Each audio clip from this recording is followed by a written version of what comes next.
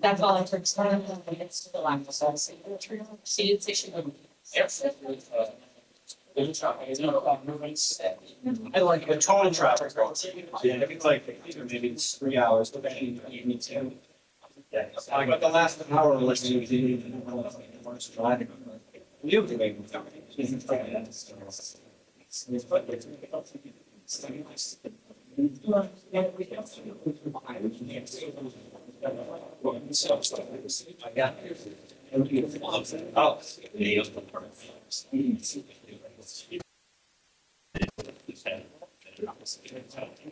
You know, I've been, I did.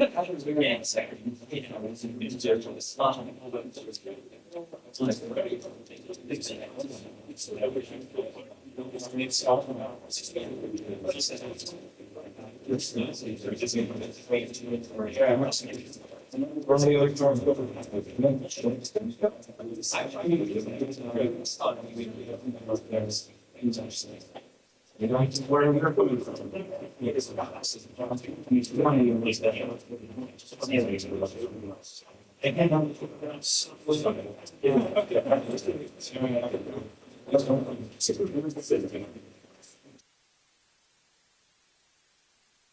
The R9 experience is the only working in city. So now it's right.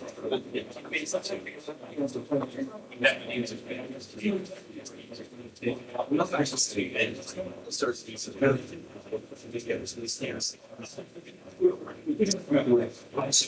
they start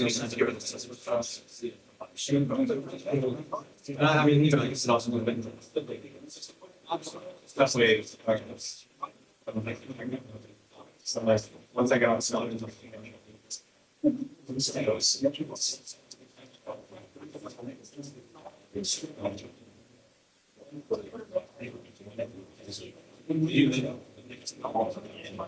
the one yesterday in the changing class in saying I guess the word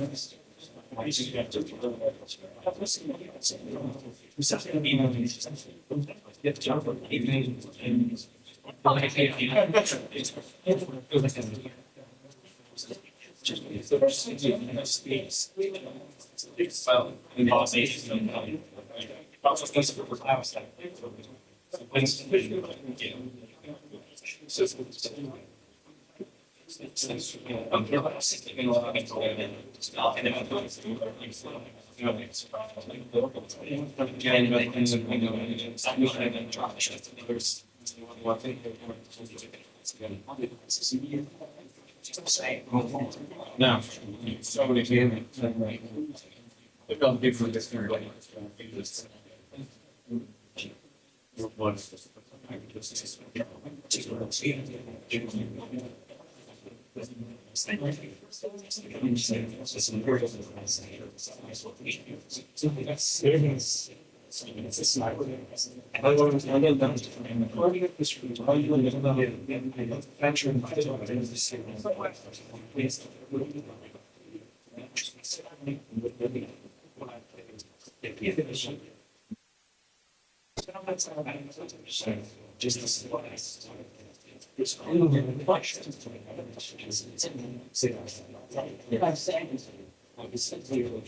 We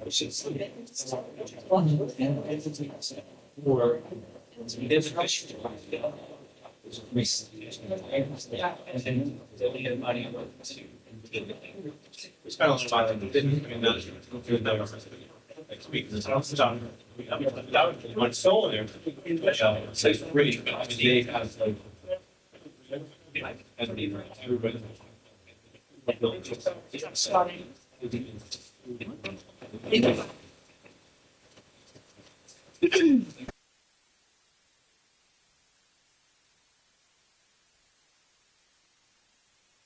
This meeting is called pursuant to the provisions of the Open Public Meetings Law.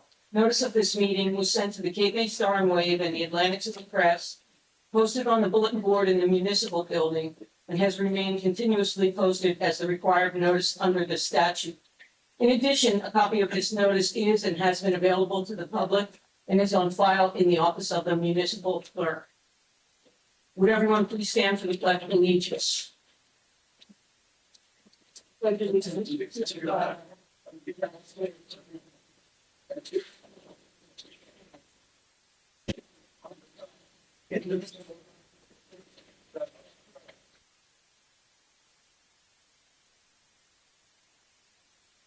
Jim Barnes. George Dick. Here. John Fusco. Here. Allison Morgan. Paul Mulligan. Here. Kevin O'Neill. Here. Tom Richards. Here. Lisa Rosselli. Here. Carol Sabo. Here. Ryan Griffin. Here. Carol Ray Flynn is absent. Okay, our first item are the minutes from the July 1st, 2025 meeting. I did have a correction on those.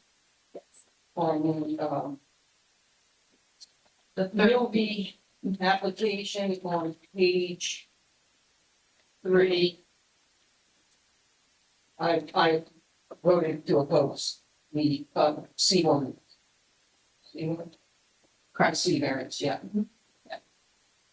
So the number is correct, 6-1. But the vote was correct, so there is a correction. Make a motion to approve the minutes as amended. I'll second. Barnes. Yes. Dick. Here. Yes. Fusco. Yes. Morgan. Yes. Mulligan. Yes. O'Neill. Richard. Yes. Sabo. Yes. Rosselli. Did you call me? Yes. Oh, yes. Thank you. Okay, so we're not going to do the resolutions first, or we're going to go right into the applications? You and Rich want to change that. William Gilbo, 101 Brown Street.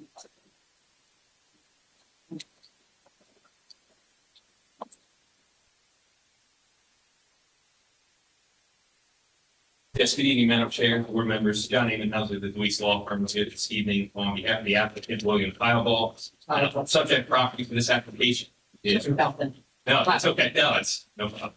Is 101 Brown Street. It's identified on the borough's tax map as block 52, lot 43. Property located in the R2 zoning district. As many of the members of the board may recall, this applicant and an application for this property were previously before the board back in January 2024. At that time, there was variance relief and waivers sought in order to expand the dwelling that existed on the property at that time.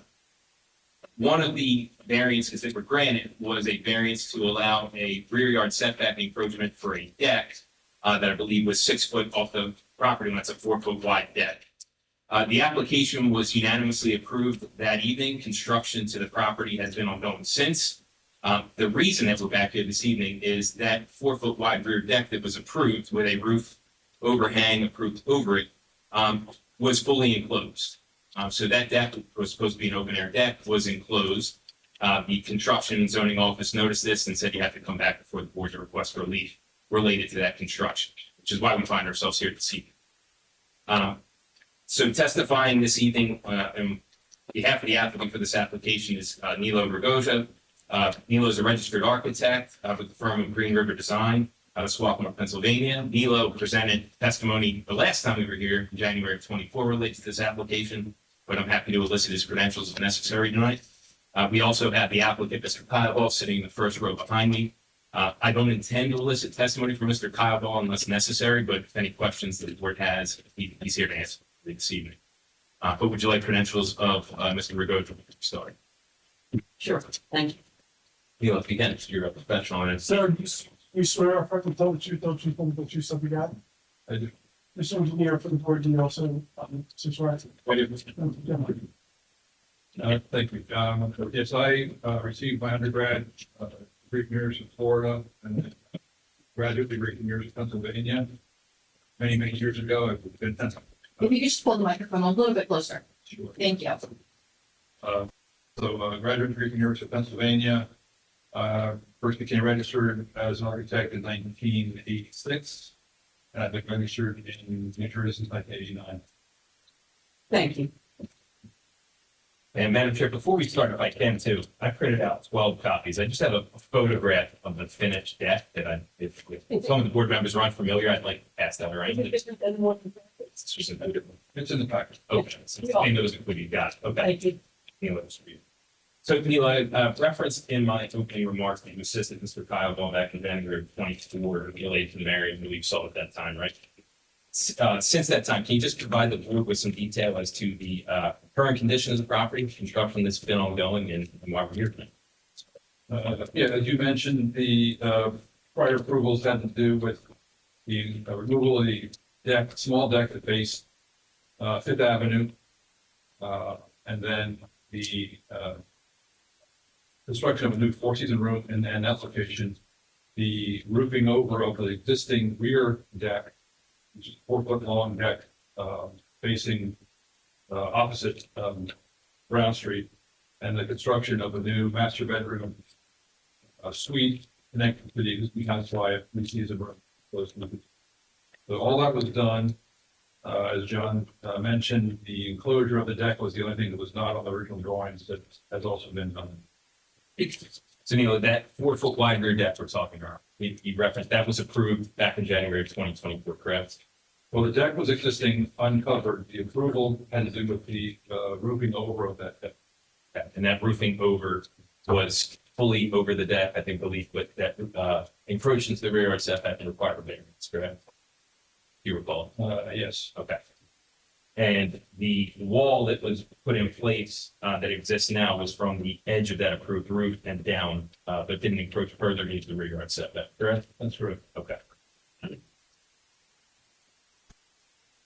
So, Neil, given that we are back here and need to request relief for a rear yard setback variance, is it your professional opinion that there's certain purposes of zoning that you believe will be advanced to the board's granting of that relief tonight? Yes, I do. I mean, there are many topics under the purpose of zoning, but the two that are most appropriate are the ones that we've discussed that are appropriate, appropriateness of use to safeguard the public welfare and innovation in design. And I think we advanced both of those because we're not encroaching any further on setback. It's basically a tight condition as it is because the lot is so small. So we're very close to the neighbor. By the closure of the deck, we actually improve the condition, I believe, between the two neighbors. Second is the innovative use of design, which I think this represents as well. We're always going to have this nicely finished wall, whereas we had an open deck with railing, that railing condition on the deck can change from time to time. It may not be quite as attractive down the road as it is. As we usually see it now. So you believe that's an aesthetic enhancement over the alternative? Okay. Now, in addition to that, you mentioned being able to have better quiet enjoyment between Mr. Kyball's property and the neighboring property. Can you specifically talk about what you believe is better? Is it less light intrusion, for instance, things of that nature? Yes, that's one issue. I think it's sound and visual privacy as well. So that's we can close, or the owner can close those windows with rates if they so choose, and they can close the windows for visual. Privacy. And we'll talk about it, I think, a little further in this one condition in the lighting plan. Lighting that was originally called for on as wall sconces on that deck that was potentially trespassed onto the adjacent property. We selected fixtures that mitigated that, but now as the fixtures have been moved inside, there are very few lights on the outside of the building. So, you went over a few of the positives, purposes of zoning that you believe are advanced in granting the relief sought tonight. Is it also your professional opinion that if granted, the variance relief won't result in any substantial detriment to the public good or the zone plan and zoning ordinance of the borough? Yes, I actually, the opposite will be a benefit from that. Neil, before you arrived tonight, did you have the chance to review Mr. Chadwell's review letter, dated June 19th of this year? I did. Okay, now that had minimal comments, or a few general review comments contained in that letter. You were just alluding to this a little bit earlier, but I'll provide this to you. Can you provide responses to Mr. Chadwell's comments, both one and two? Comment had to do with the lighting plan and wanted to ensure that the closure of the deck didn't change, in my mind, adversely change the lighting plan. I believe it's improved the lighting plan. It's resulted in fewer exterior lights. So the interior lights, by their nature, have no chance of having any light trespass beyond the building. So I think that the plan has changed, but the change are. And the second has to do with the condensing unit, which I think the application shows the condensing unit within the setback along the new enclosed, the new enclosure of the existing porch. Since been moved, the addition called required a new HVAC system. There are two systems now, one for the addition, one for the existing building. The two exterior condensing units, they've both been moved to the area between the house and the shed, outside of any building setback. And Neil, if you recall, when this application was approved in January of 2024, that condensing unit was 3 feet from the rear yard, also from the second. Is that correct? That's probably true because the setback there, again, there's the deck, the front line was 6 feet condensing unit.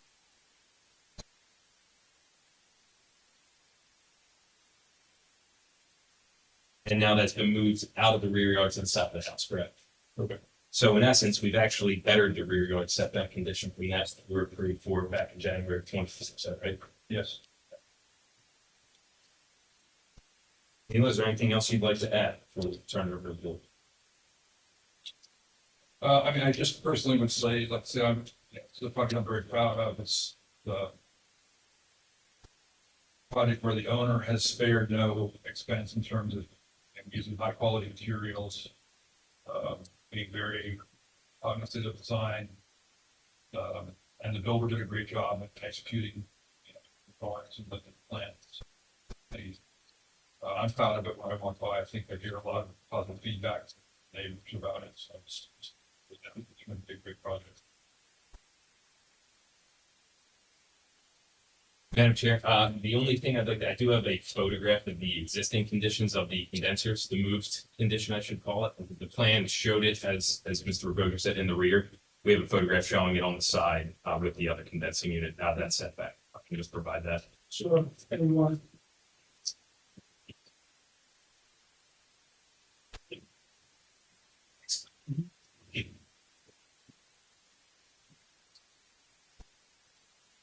Madam Chair, that's all we have this. Thank you. We have our engineers report. Yeah, thank you, Madam Chair. As I already alluded to, the only thing that they're at for variance wise is to create a wall. Where they had previously received approval to add a roof for that 4-foot wide existing deck. So they're just requesting a 6-foot rear yard setback to that wall instead of to the edge of that roof. So that's what they're here to be heard. Jumping to my general review comment number 1, I just want to confirm that any of the sconce lighting or wall lighting or pendant lighting, those aren't getting moved to that new proposed wall. That there'll be no light fixtures on the exterior of that wall. Correct.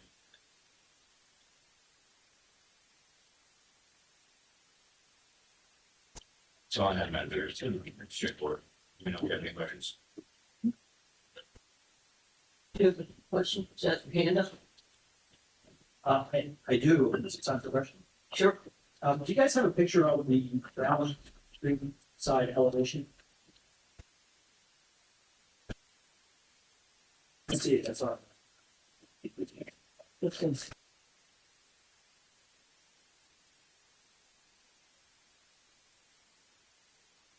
Other things that were done that were not in the plan, and that's totally, but the same actually is.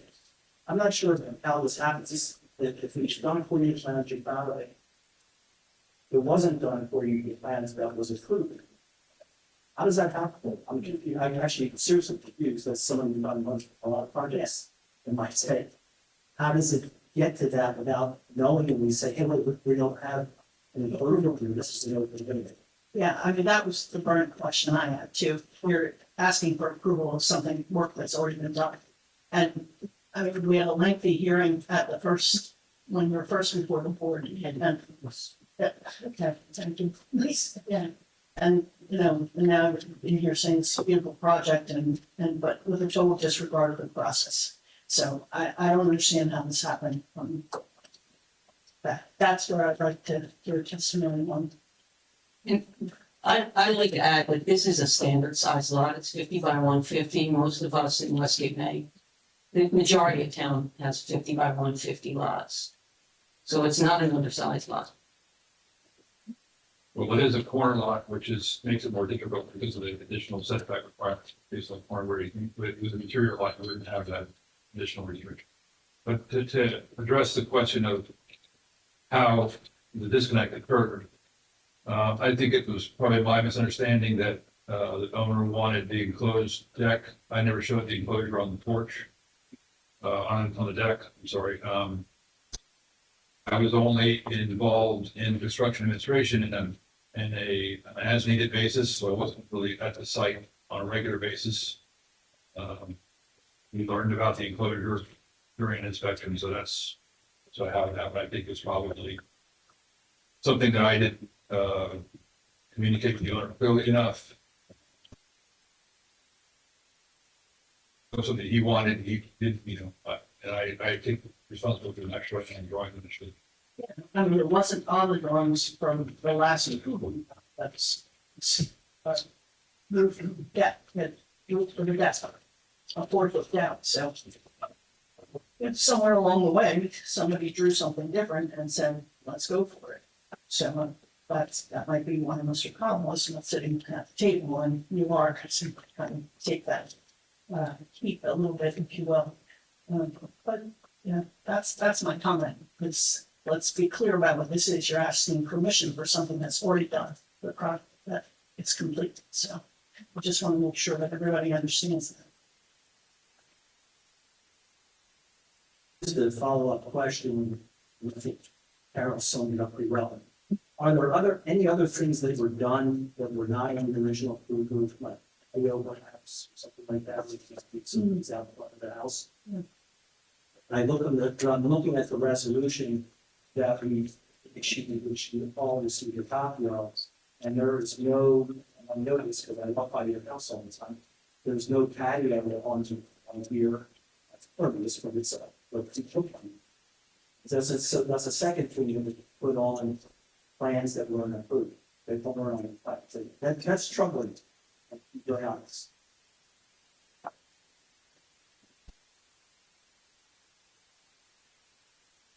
Yeah. Want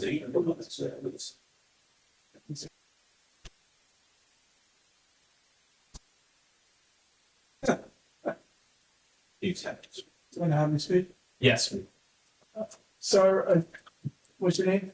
this is William Cottrell. Sir, do you swear or affirm to tell the truth, the whole truth, and nothing but the truth, self you got? Yes. So did you hear Nick's question? If you could reiterate. Yeah, I can reiterate. So I'm holding the resolution. This is the resolution that is dated. It's resolution number 0224. It was the resolution for the project when you came in. It has a drawing from Green River Design on page A1. And it shows, that's A1, but that's not on that, but it's not A1. S2, it shows the outside, so it's inside. I'm looking at it, this is yellow, or is what you guys did. It wasn't on the thing, on the actual approval. And then if I walk by your house on the Brown Street side, there's a patio that is on the front of the house that is not on this drawing. There's stone, but it's still a patio, it goes to the drawing. So what my question then is there anything else that you did that wasn't approved, that so we know, so we're all getting it now?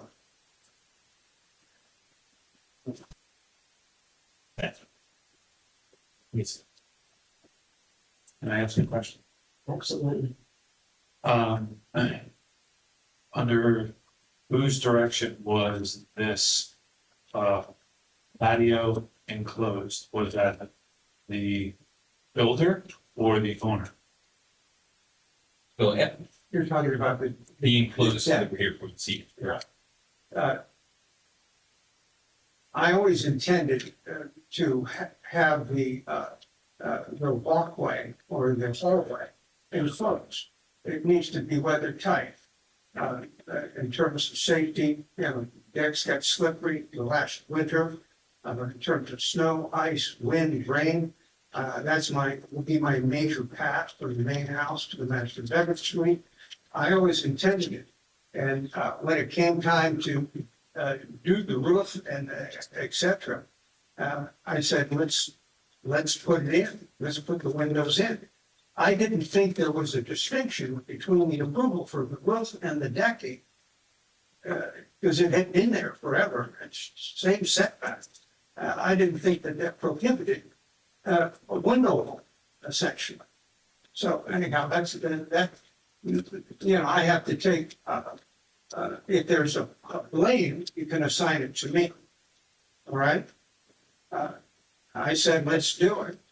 I was also advised by others, this is the time to do it. Now, it will provide much more privacy and for not only my neighbors who are only 6 feet away in terms of sound and light, but also for us. Their driveway's right up against our setback. So, as a local builder, if it was up to me, I would ask you to remove the wall and then come back for a vote. If it was up to me, because I try to do things the right way. So it also depends on the builder that you hire, giving you the correct information at the correct time. That's my 2 cents. On the board, anything, or we open it to the public? Yeah, can I ask a question? And I'm looking at this, I was not a member of the board or the. Do you provide sort of a description of, the description of what this room was to be? I mean, I see the pictures now, I see their windows. Just talking about the original plan, was it, it was the open and closed, were there screens, or what was approved? And I guess that for anyone who was a part of that. What's all the design? It was approved as an exterior 4'5" rear deck that had existed at the time. It was approved to see. So it always had existed, and it was approved to remain in the same condition as it was. Actually, it was approved to now have a roof. Well, the deck itself was approved. It had a roof overhang was approved with it as well. So The deck was pre-existing, the roof is what was Correct. approved. Right, okay, and sorry, somebody tell me if I'm looking, there's a photo here, I'm looking like a dark ground level photo, I mean, were there posts that went from the floor to the ceiling? Those, I don't see a picture. Yes, there were. The original resolution, you should have, you can go there. Sorry, talk to a microphone. Sorry, you can't speak without from your microphone. Yeah, the original resolution drawings, the elevation showed, the roof support on posts that were coming off of it. Did Mr. Keelbar attend the last hearing? He did provide a testimony for that here. So you knew you weren't approved for an enclosed porch, but then because your builder thought it was the right time to do it, you did it. That's the gist of it, right? In part, but that was, Not testimony, but what was your thought? my intention always was to enclose. Well, that's fine, but you were at a hearing where we didn't approve a closed porch. You had a resolution that didn't approve an enclosed porch. But then while building it, you said, I want it to be an enclosed porch. And your builder said, this is the time to do that then, so you went ahead and did it. That's the reality, right? That's what happened. Now, what that means legally, I'm not sure, but I'm the one stuck taking notes. So if that's the essence of your story, then let's tell it, get it down, and then we'll deal with it. Because right now it's kind of mush. No, I thought, my assumption was with the roof and the decking, that an enclosure wasn't a departure from that approval. So I may have been totally mistaken. Okay, so your testimony is you came away from the last hearing thinking it could be enclosed. You're gonna have to say that again. I'm sorry. When you You left came the away last from the year, last hearing with the understanding that it could be enclosed. That was your interpretation of what happened the first time. Okay, I'm just looking at this, first floor plan that was just submitted with the enclosed, and I'm trying to match up those windows, and when I look at the photograph, I count 7 double windows. On this plan, I count 6, and they're single windows. So this drawing isn't even accurate to what's actually been built. Those are double windows, not double hung, 2 windows side by side.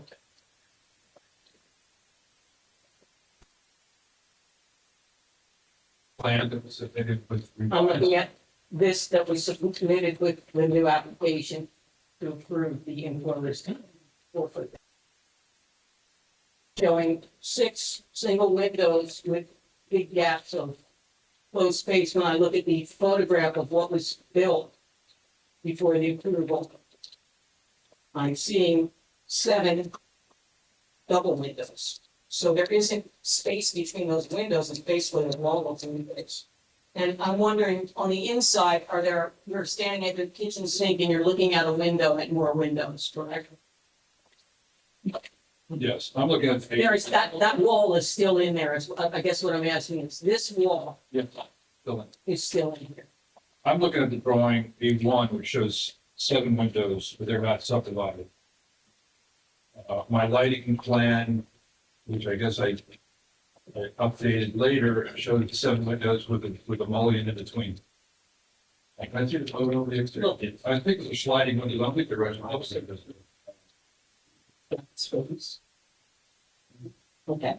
Okay, I'm misunderstanding.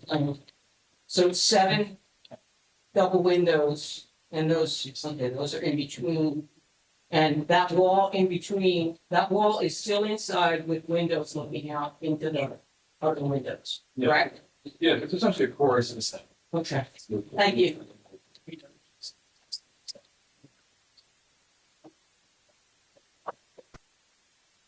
Anyone else from the board have anything? Yeah. is it still true, as was testified at the first hearing, that if this were not a corner lot, but rather was a lot that faced not Brown, but the other one, Fifth Street? Is it still true that if this was not a corner lot, but was merely a house that faced Fifth Street, that this home would be built in a compliant location?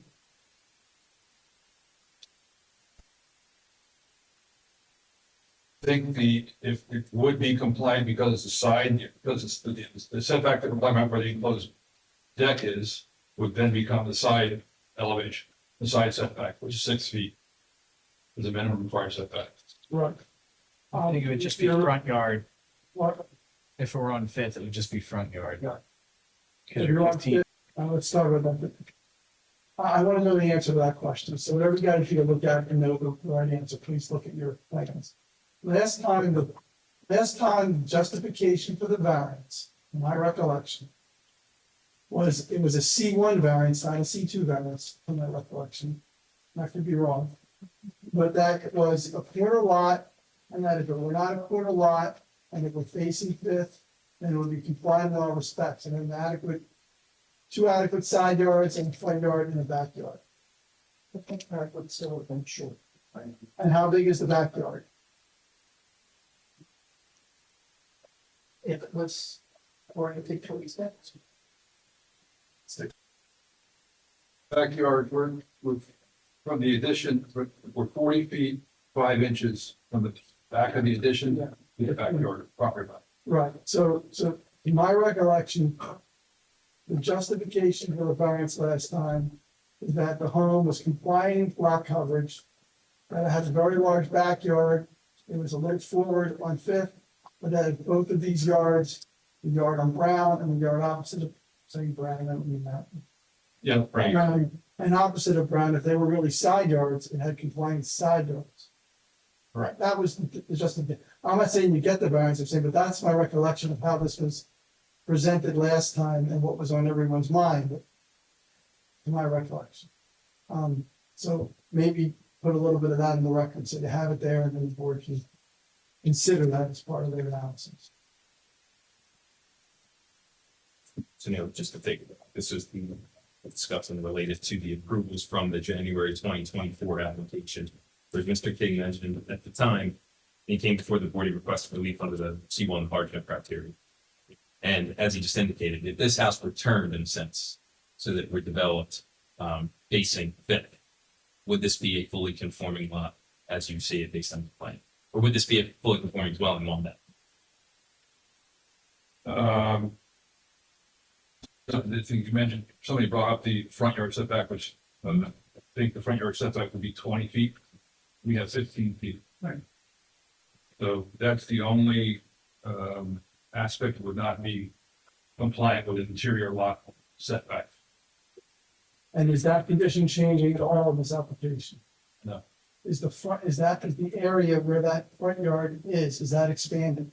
No. And you put it on the record already, Neil, but just maybe again, are we expanding into the rear yard at all through this application? No.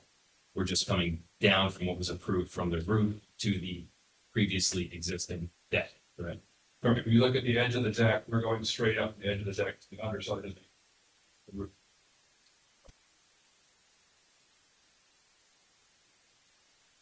This is where a mid-block property would not get variance at the opposite of Brown Street or the side of it. Well, that was an important part of the analysis.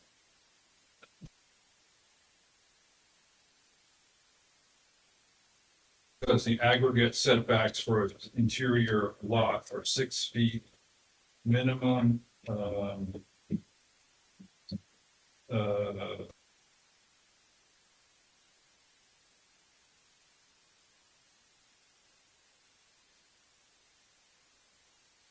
Here over for a corner lot, so I'm trying to do it by memory, but it's 6 feet minimum. Some aggregate number, which is maybe 20 feet. I can't, I have to look at the zoning code to make sure.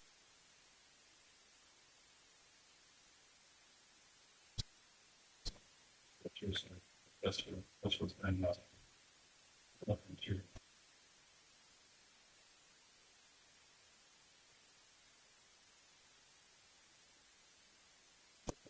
But with respect to lot coverage, vegetative area and so forth, we are in compliance.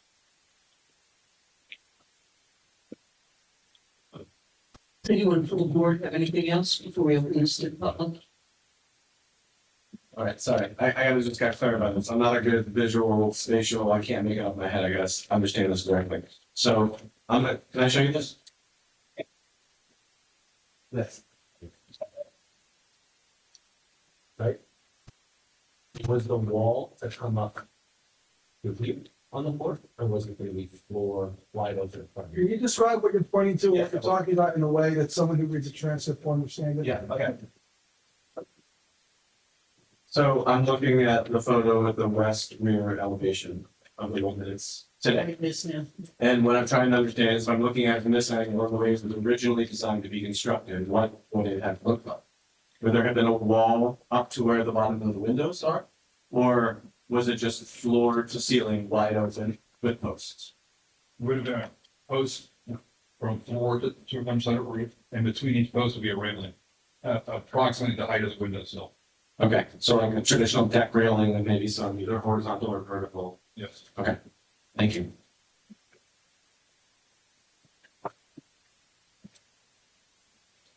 Okay, if no one else from the board has anything, I'd like to ask, if there's anyone within 200 feet of this property that would like to come up and speak. Is this your time? I'd like to ask the applicant to take a step back. Thank you. And sir, please, give us your name and spelling and your address, please. My name is Clarence White, and 249 Fifth Avenue is my property address. I'm on the corner of Fifth and Browns. I'm looking directly into the property. Sir, do you swear or affirm to tell the truth, the whole truth, and nothing but the truth, so help you God? Yes. Thank you, sir. Go ahead. I'd just like to say that I've been witnessing the transformation of the property. It has definitely been beautified and is a very attractive property. As a fellow neighbor, I can only express my support for the work that's done, that has been done. I'm not an expert on all the zoning matters, but from just an aesthetics and appearance standpoint, property looks very attractive and it's in keeping with the neighborhood. So support, or my support, my family's support for this project. Okay, Thank you. thank you. Anyone else within 200 feet of this property? Anyone outside of 200 feet from the community that would like to come forward? Yeah, I'd like to ask the applicant to come back up.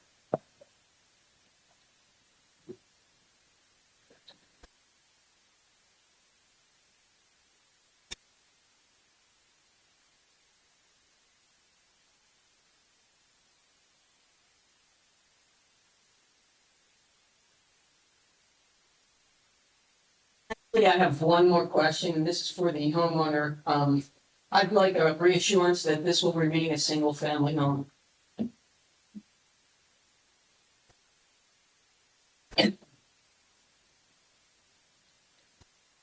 Yes. Thank you.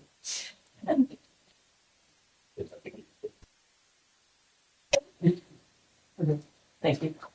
Everyone knows that my policy, and I've said it before here and in other places, is that when the construction has already occurred, I direct them to ignore that.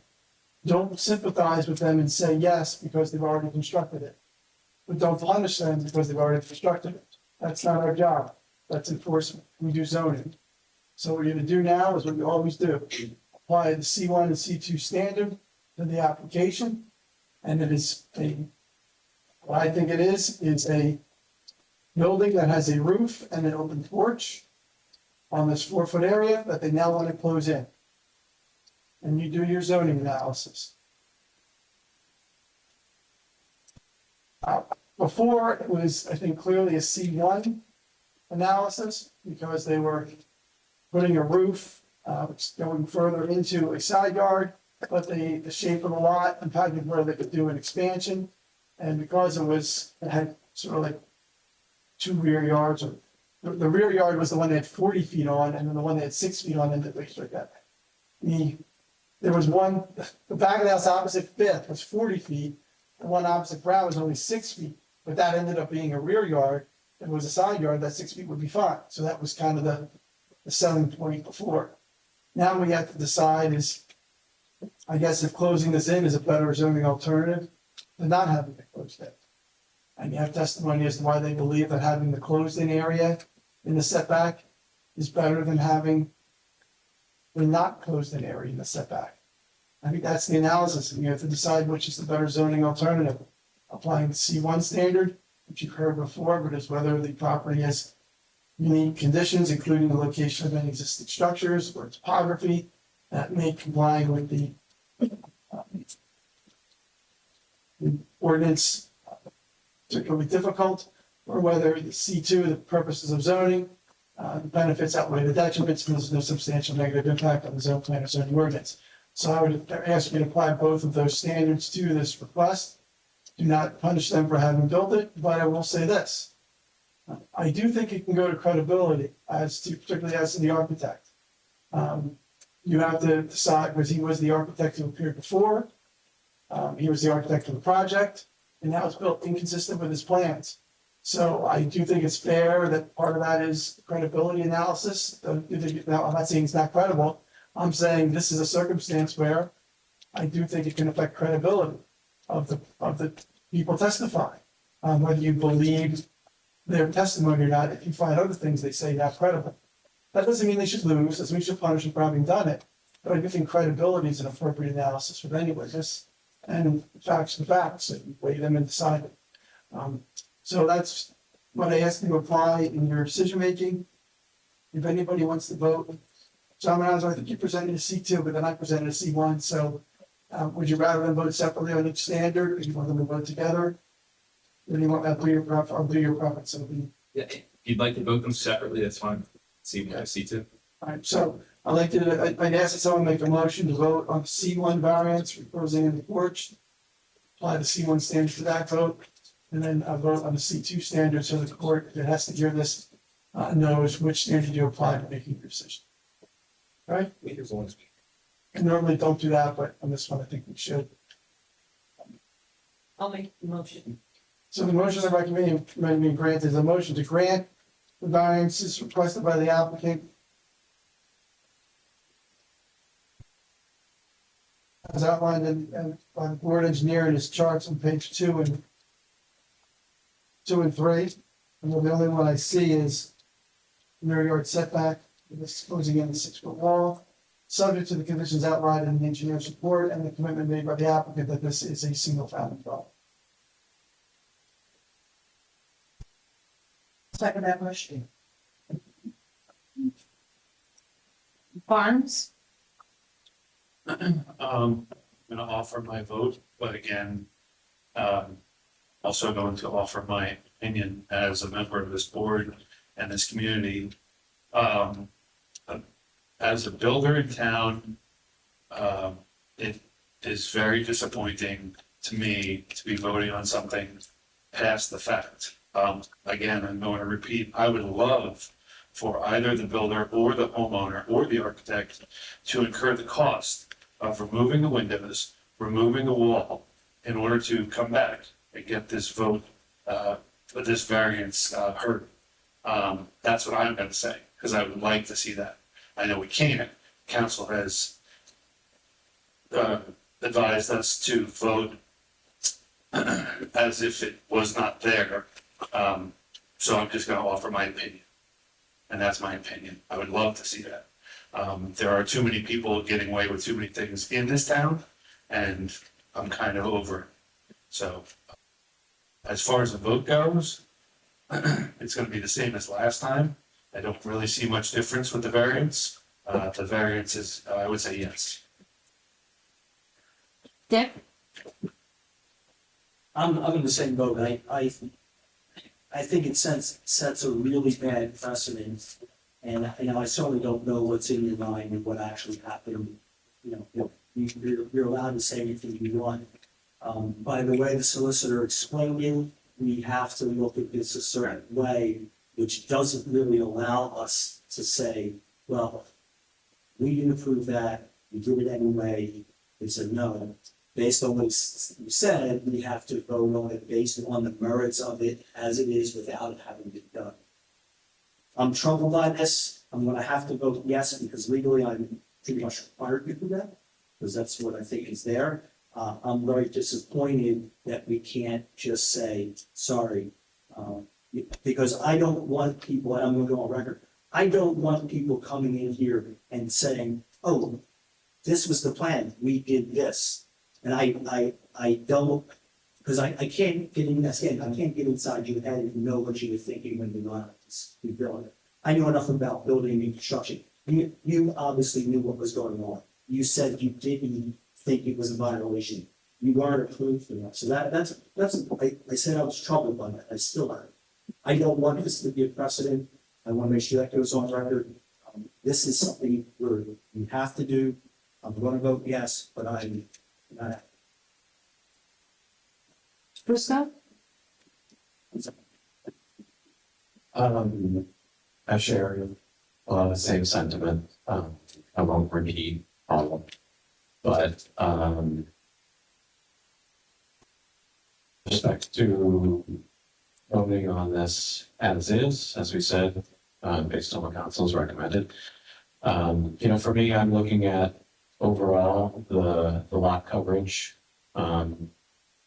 which is, which conforms to the maximum gross floor area, which, the floor area ratio, which is, below the maximum. And that's why I was asking these questions, about clarifying what it was to look like. I do think that this is, it's taking up about as much space as to what it was intended to be. I share the same sentiment that it's disappointing that it was built this way, but my vote is yes. Morgan, For similar reasons to George and Jim, I'm gonna say yes, but to the architect, I work with architects every day. And I find it hard to believe that you went through this entire process, not understanding that your client's needs for an enclosed walkway or at any point are articulates.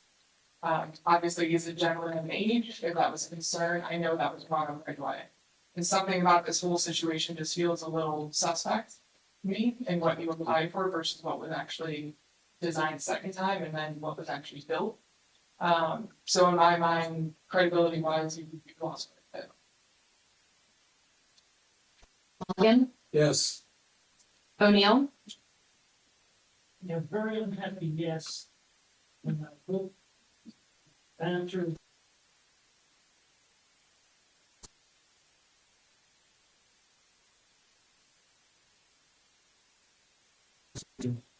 Yes. Richards, Yes, with all the same sentiments that have already been expressed. Very simple. Sabo, Yeah, I think if that deck had expanded into the setback by any stretch, I would have had a different feeling about it. But being as it didn't expand anymore into the setback, that makes a huge difference. This does cause into credibility, not just the architect, but the builder as well, who would just proceed without any regard for the process. But my vote is yes. Roselli, I agree with everyone on the board. I agree with everyone on the board. I don't believe in build whatever you want and ask for forgiveness later, and I know people do it, and it's awful. I have to vote yes. I don't feel good about it, but I'm voting yes.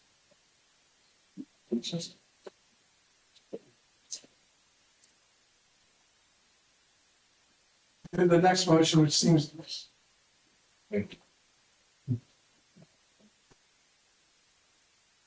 Someone just make a motion to grant on the C2 standard and then just vote on it, because we said we were gonna do it, we should take it.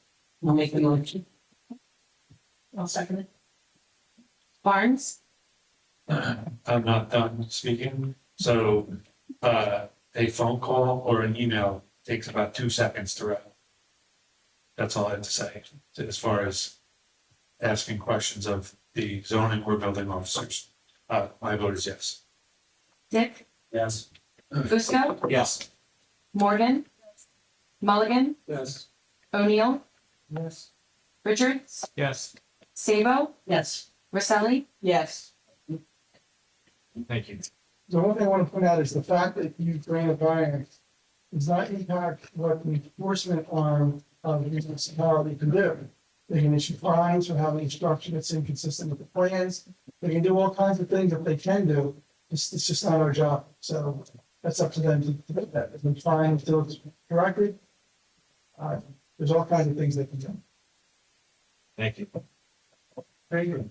Okay, our next application is Barbara Light and David Marie. Hope I pronounced that correctly. Pretty close. Help me. Oh.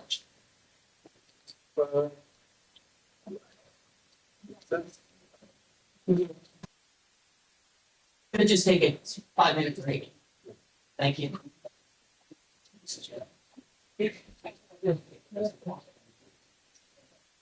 microphone off, please.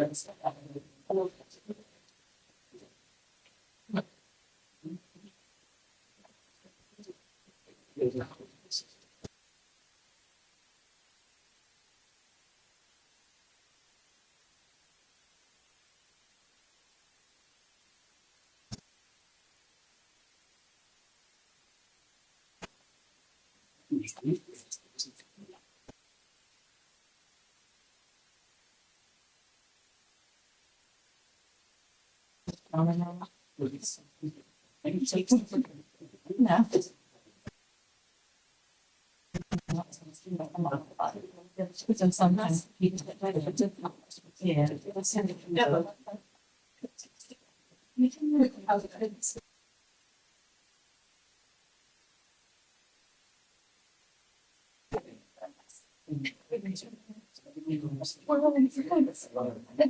I'm sorry.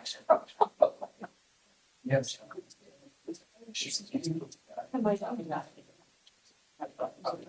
You wrote invisible ink, Carol.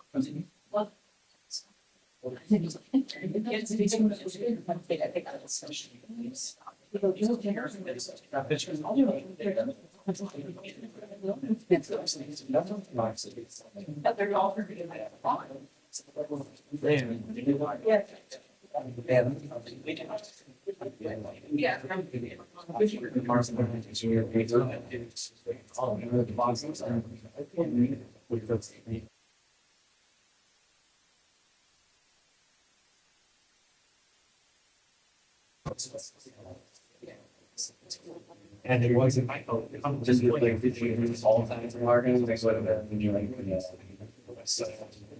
They built that. It's not. In the beginning. It was like, using that, they did these two, I was like, yeah. Figured out, yeah.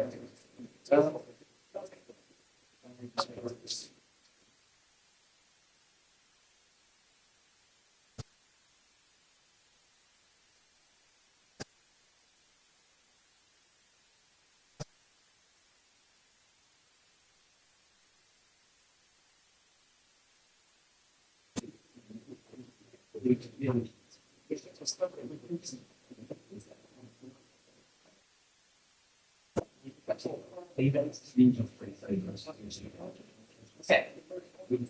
Thanks.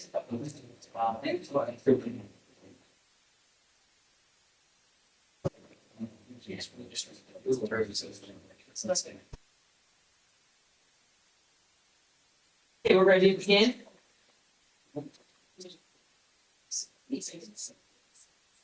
Guys, thank you.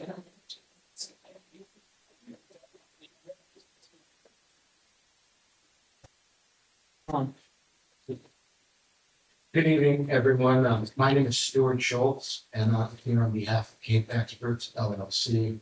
We're a local contractor, and I'm here to support the applicant, and David Lorraine and Barbara Light, who own the property, which is located at 128 Pearl Street, Block 5, Lot 4 in Westgate, Maine.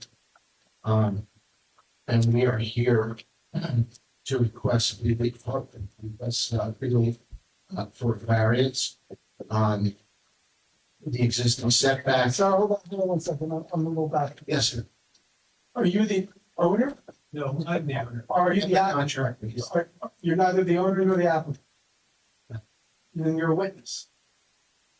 I'm just introducing myself. Okay, so the owner's the applicant, so he's gotta, That's fine. and I'm gonna swear both of you in this. Raise your right hand. Do each of you swear and affirm to tell the truth, all truth, and nothing but the truth? I do, yeah. Okay. So when you say you're here on behalf of him, you're not an attorney, you can't represent anybody. You're a witness, you can testify as a witness. The applicant can represent, speak on his own behalf. So why don't the applicant tell us why he's here, and maybe introduce you as a witness, and then you can testify. So let's keep this close to.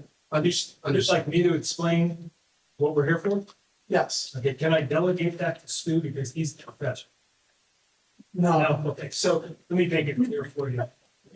We had a front porch, it was taken down for. The front porch, it was taken down for structural reasons. We want to put it back up, same footprint.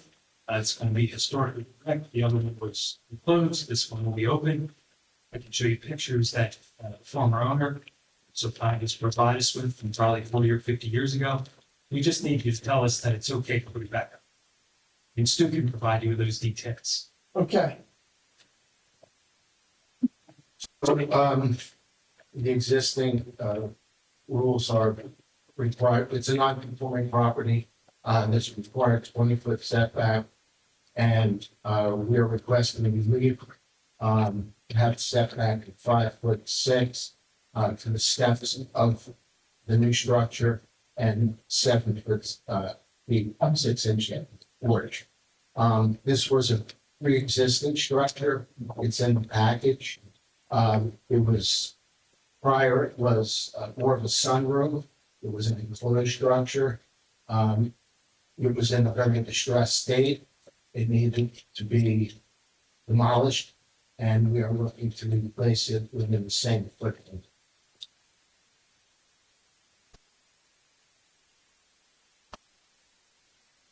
You have, you said that the original one was enclosed, that this one's going to be open? That's right.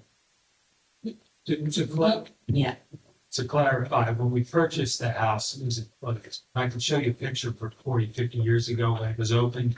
And I think you'll find that's in keeping with the rest of the street. Also, you'll find that the setback that we're requesting is what was there before when we purchased the house and very much in keeping with the rest of the.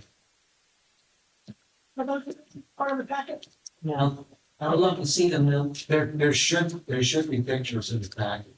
Not really. No, not of the old, no, not the original home. Next, none. Did this come before the HPC? This? Yes. Okay. We were HPC approved.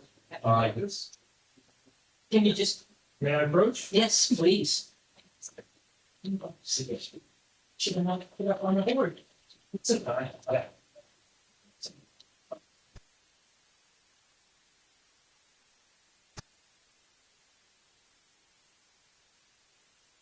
So, feel free to. There is a porch, there was a porch, Yes, and now you're replacing it with an open porch. replacing it, right, with an open porch, mahogany deck, and the method of yes.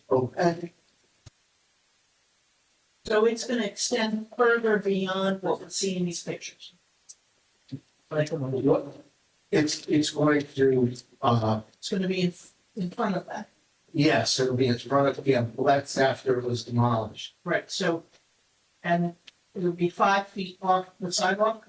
Yes, ma'am. So So it's in the bottom step and 7 foot 6 feet down. to the side, if it's sided into the porch. The deck is actually been wrapped around, it wrapped around the house before. That went to the bump out that you'll. guys, hold it, stop. We gotta maintain our record, we've got people talking that aren't on microphones. You know, now an exhibit that's not in evidence, I mean, it's not a, If we're gonna, my job is to make sure we have a record that's clear. we could go some. What is this picture? And it's A1. That's A1, is a picture from 1 year. So, approximately 15 years ago. Okay, but, Madam Mayor, and we have our engineer please explain what they're doing, because I don't understand, if they're taking a porch that's enclosed and putting up an open porch, I'm not entirely sure why they're here, so there's some element of this that's not being explained clearly. So can we have our engineer explain what this variance is, so I can get it down and we can vote on it? So the application stated that the subject property, which is a current site for a 3-bedroom, 3-story, single-family dwelling, the applicant is proposing to replace the existing sunroom with an expanded front and side porch. Prior pre-existing porch structure was not compliant with current zoning regulations. Looking at the Dominic A. McGonigal survey from 8/6/2024, it appears that porch, the front porch, around the corner, when I'm looking at drawing AS1, just want the applicant to confirm that they're going to be actually adding a little bit of porch structure over there and then the steps to the front. So it's not essentially in that same footprint, it doesn't appear. It's virtual in the same footprint. Virtually in the same footprint with the exact same. I believe it's in the exact footprint. That's what it says. This is wider than the wall. Can I see that picture from the computer? Yeah. So that's wider than the sidewall of the house. Yes, so, and that's what I'm trying to explain, so if you look at the existing conditions survey, we don't have that from 50 years ago, we just have it from August 6th, 2024. So you're saying it's in the same footprint, but I have 3 different footprints I'm looking at. Okay. The one from 50 years ago has steps coming down the side. It looks like you guys are enclosing that with a corner of the porch and then extending the steps towards the front based on these AS1 Marshall Sabatini plans. Is that the? Are you talking about the pump out that where the kitchen is and plan, you're talking on the side, left hand side of the property? So if you're looking at the property, Yeah, you have the front door, the porch from the right is going to extend to the left. correct. Based on this photograph from 50 years ago, there was stairs extending down there. Those stairs are no longer going to be there. No, sir. You're going to extend the porch around and then wrap it around the side. That's correct. Correct? Okay. That's correct. So it doesn't appear like it's in the same footprint, if you're saying the same footprint. There is a side porch shown on the existing permission survey. It looks like they're going to put a roof over that porch, wrap it around to the existing front porch, so they're actually adding a little bit of porch area, just to be clear. So the porch is bigger, it's wrapping around, and it looks like there's steps that are bigger and they're located, am I reading that right? It says new steps and walkway. Existing steps and walkway to bigger, to be floated, and then you're adding with steps and walkway at the front. That's correct. I don't think it's correct, just based on the information that it's in the same footprint. It's close to the same footprint. There's a porch on the side. There is or was a front porch, but it sounds like they are having a front and side porch wrap around and relocating steps to the front. That's what my bulk chart requirements show on page 2 of my report. It's front yard setback, which is 5 foot 6 inches to those new proposed walkway and stair, and then 7 feet 6 inch porch setback. So setback, front yard setback to that porch. Essentially is what they're requesting. The side yard setback is what you can see. Sure. My question is directed to either our engineer or the applicant. I'm looking at drawing AS1 and the architect drew the setback box,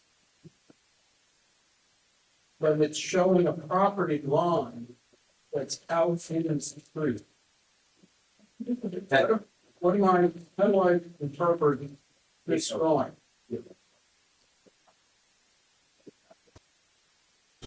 I noticed that as well, and I conversed with the architect on that, and they actually supplied updated drawings with current revision set of, looks like 5/29/25. Yeah, that's correct. Yeah. And it's Is there any other differences between the plans that you guys are working off of, and what are you guys and the applicant and the engineer, as opposed to the one the board's looking at? No, it was just that miscalculation because he calculated the setback in the center of the street. So that it just had to be addressed and corrected and resubmitted to the engineer. The structure's the same? The same set, yes.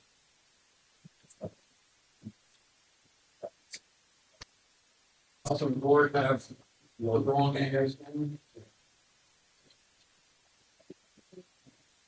You find some here, I guess, whenever we have different plans, but some gets different through, I promise you it's a disaster.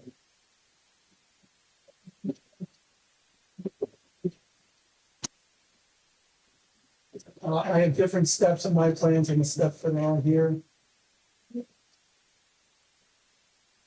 So then.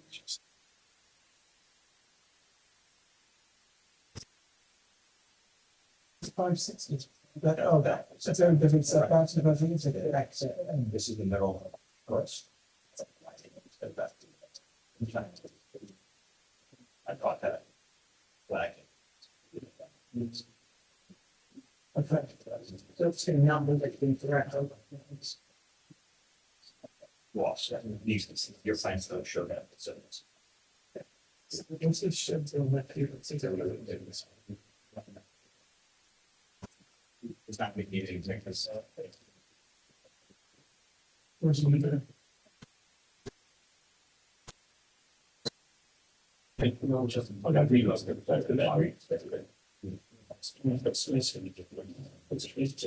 Okay, so, Mr. Engineer, can you just restate one time in like a sentence, maybe two, what they're building, what they're asking to build, that's different than what's there now? You have to write it down so they can be clear. There was an old front porch and a current side porch that they are now doing a wraparound porch and connecting both of those and relocating new steps and a walkway at the front end for Pearl Street, so they're relocating those as well. all of my setbacks are based on those drawings, and they are also relocating the existing shed to be compliant in the south corner of the lot. They are not asking for any variances for that. It will be compliant, is the appropriate height, they are just relocating. That's part of the separation. I'm gonna read what I've written. Existing sunroom is being replaced with an open porch. There was an old front porch and a side porch, and they're connecting them into a single wraparound porch. They're also relocating the front stairs. They're relocating the shed, but it will be compliant. The accurate summary of the application. Yeah, do you want the numbers for the? No, I'm gonna put your chart here. So you're gonna have to build consistent with his chart. Because his chart is what I use, and I take that and I put that in the resolution, his being the engineer's chart. So that chart says that your steps are gonna be 5 feet 6 inches from the property line. If you build them inconsistent with the chart, then you're violating the approval. This chart is what's going in there, so make sure you're comfortable with these numbers, because they're the numbers you're gonna get. So, the front yard setback is 7 foot 6 inches from the porch.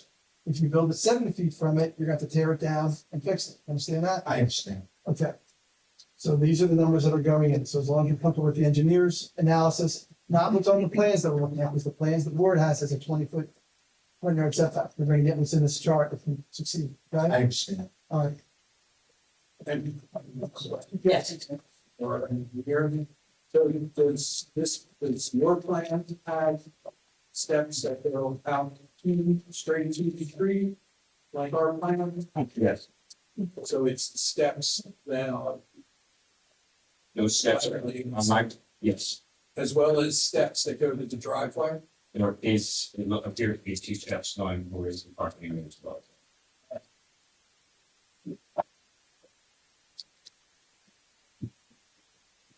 Questions? Any questions from the board? Okay. Seeing none, is there anyone within 200 feet of this application that would like to come forward and speak? Well, like to ask the applicant to step back.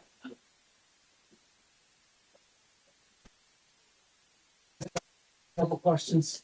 You said the live back up, Mr. I think it's Schultz. Is it Schultz? Yeah. Can you go back up a second?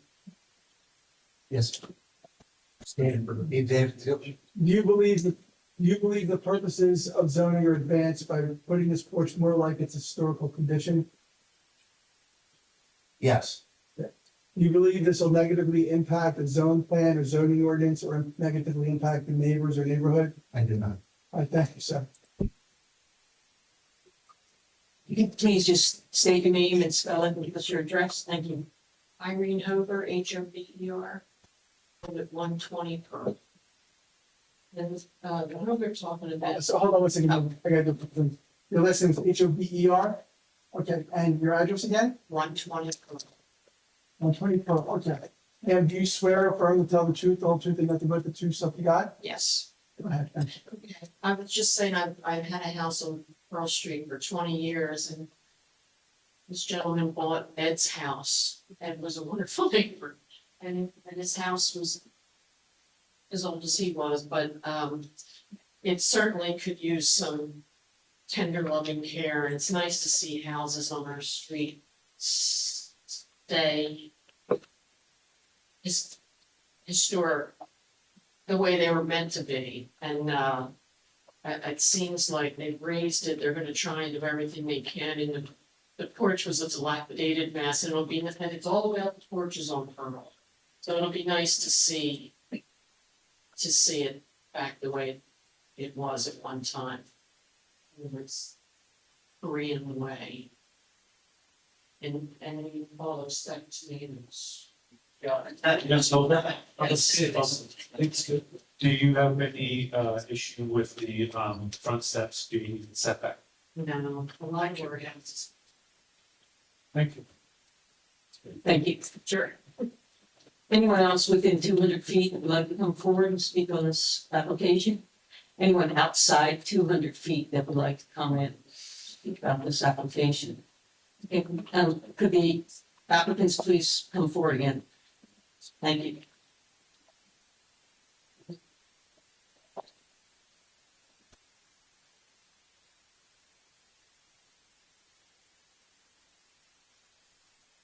Any closing comments? No, man. I have a question, for the engineer. Do we need to resubmit? Uh, There was a miscalculation on the original plans, which was that 20 foot, or rather, the calculation from the middle of the street. Yeah. As far as zoning, do we need to resubmit a new set of plans, or is the plans that we submitted So accept? I caught that discrepancy. I don't know why it was ever, I don't know. mentioned from the center line of the street, so I talked to your professionals already. I got an updated set of plans. Generally, if there's substantial change in the structure or in the type of variance from what you submitted 10 days in advance, you wouldn't even be able to be heard. But this is merely changing, a setback measurement. It's the kind of change that's more technical that happens sometimes. So, as long as your notice for this variance requested, what did your notice request? Did it request a front yard variance? Oh, it was 21 feet, so it's done. As long as your notice requested a front yard variance, you don't even resubmit to us. Doesn't really submit to, but no. I have the correct set of plans, like. Okay. You just need to submit a correct section of construction. What? It's not typically how, Oh, yeah. which are then given to the appropriate people for approval and then signed off by the board. Okay, so you have to do what Trish tells you to do and send her the plan she needs in compliance. Trish, is the 16 set? You'll get a letter and an email and respond. Yes, by tomorrow. That's fine. Yes, the notice is here.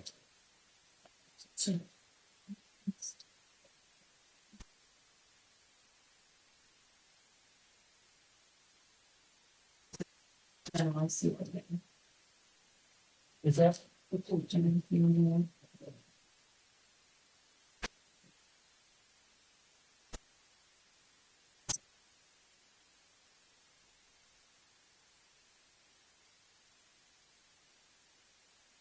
Go ahead. If the county people bridge, which steps count if they're in the center? Because. Yes, we have revised our definitions to include steps and porches and everything as part of this. A few years ago, I know. we had 30% houses that were built by me. There was a discrepancy if a step is considered a piece of the structure or if that falls within setbacks. It's very clearly added, like that thing. The motion I recommend being made is a motion to grant front yard variance as described in the updated plan submitted to the board engineer.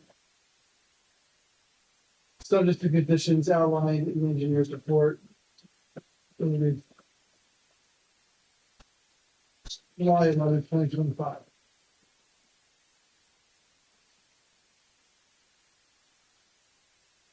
Make that motion. I'd make that motion. And second. One thing before you guys Go vote. ahead. So there's the two variances. The one is for the front yard setback to the steps, that's 5 feet 6 inches. And then there's also the porch front yard setback, which is 7 feet 6 inches. But they also need a variance from section 27-27.5, that's front decks and porches.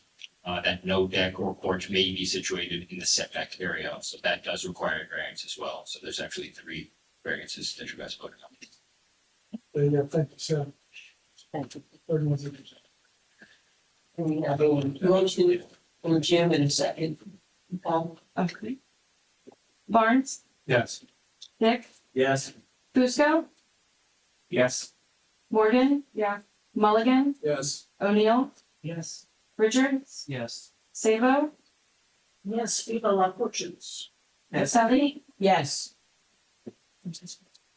Good luck with your project, and thank you for rehabilitating a beautiful hotel. Thank you all.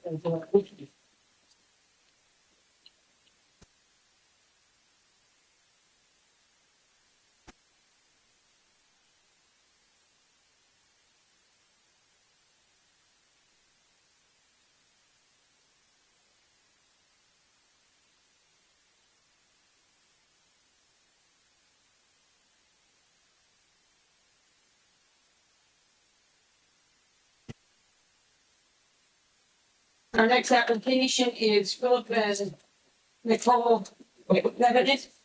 Is that right? I'm getting all the names wrong today. And Ashley and Sean Tomas. Really bad pronunciation.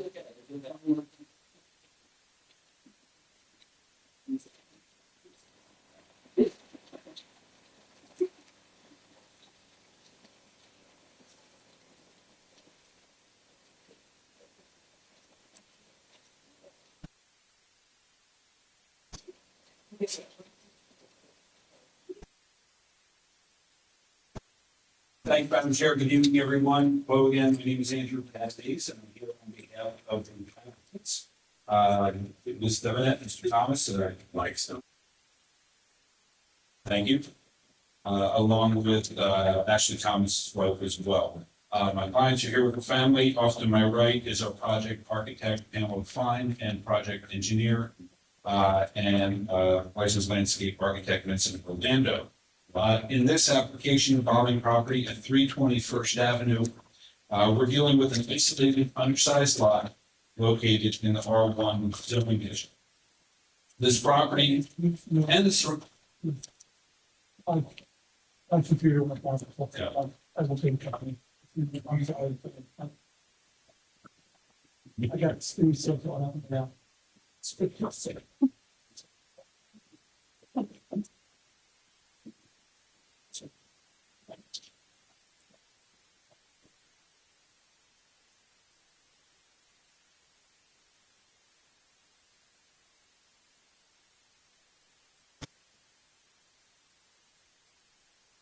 Thanks. Okay. So this application involves an isolated undersized lot in the R1 zoning district. Bear with me. Property itself and the surrounding properties are unusual in a couple of respects. Number one, they back up to the Nature Conservancy property that makes its way all the way out to the lighthouse to the west. More importantly, this property and the adjacent properties next to it are only 70 feet deep, which is unusual. It makes all of the properties on this side of the street non-conforming lots, and importantly, makes almost all of the surrounding properties non-conforming structures. Because that lot is undersized, development of this lot is impossible without variance relief. This is not a case where we're bringing in a conforming lot. It's not even a case where we can avail the property owner to the grandfather clause within the ordinance. There's a clear hardship that necessitates variance relief. So then we turn to the design phase to look at what was appropriate in terms of size. And we took guidance from the surrounding properties. You'll hear from Ms. Fine and Mr. Orlando talk about those details. That effort resulted in the plans before you requesting a number of variances. Number one, the lot area, the width and the frontage and the depth are all existing nonconformities that are inherent to the lot that can't be helped. We've also requested front and rear yard setback variances. We will explain how those align with the adjacent properties.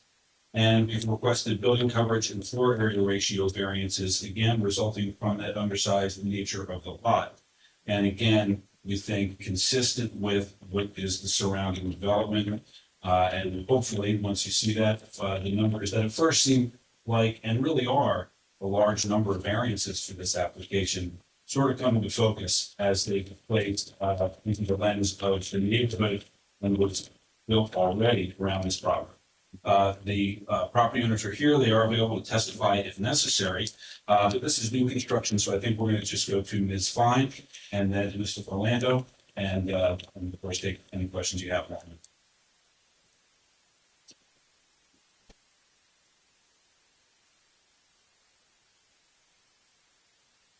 Mr. Orlando, on our board engineer, remain of oath. Would each of you swear or affirm to tell the truth, the whole truth, and nothing but the truth, so help you God? Yes. I do. I know Ms. Fine has been before this board before. We offer her as a licensed and registered architect. She'll be accepted. Very well. Pam, if you would start, I think, with the existing structure. Sure. So little quick synopsis. This project started about 4 years ago. It's been a long time in the making. Started as a renovation. We measured the house, walked the site, looked at the neighborhood and the adjacent properties, got a full understanding of what we could build on this property and keep it appropriate. So we started with the measurements. This on the SU1 sheet is what's there currently. We have a 40 by 70 foot lot. It's a little, not quite a rectangle, but close to it. And it's a 1-story home. We have 2 bedrooms, you'll see in the front here, and a large open living and kitchen area, which is that. In between those are the bathroom and the utility closet. You'll see the front landing, the front door actually opens into the bedroom. So that's not a great setup. The left side entry walks into a foyer, which is extremely small and very, very tight. Your faces closet, living room, dining room, kitchen, all in one room. You have a rear deck as well. Everything is basically non-conforming on the lot except for one of the side yards. So we had a lot of existing non-conformity that we were faced with initially, just even with the renovation. So through the process, through those years of working together, we came up with a design, figured that it was going to be too difficult to renovate. First off, the house would have to be lifted. The first floor is only a 5.9, so we would have to lift it quite a bit. My clients wanted me to get off-street parking, so a garage was really the goal. So basically, you have to lift it enough to build a story underneath. And then we were looking for more bedrooms. So really, in the end, we were left with just the shell. So. And with 3.1, sure, the ground is pretty low in that area. It's correct? very, So when you talk about elevating the house, starting as low as 5.9, you're talking about a substantial lift that in almost all events means putting up so high that parking underneath becomes a reality. yes, it lends itself because of the low grade. And if we can mark that sheet SE1 as exhibit A1, I don't know that that was in the initial package. How much higher is it than was required? How much higher is it than what was required for the flood elevation? How much higher is proposed? Yeah, It's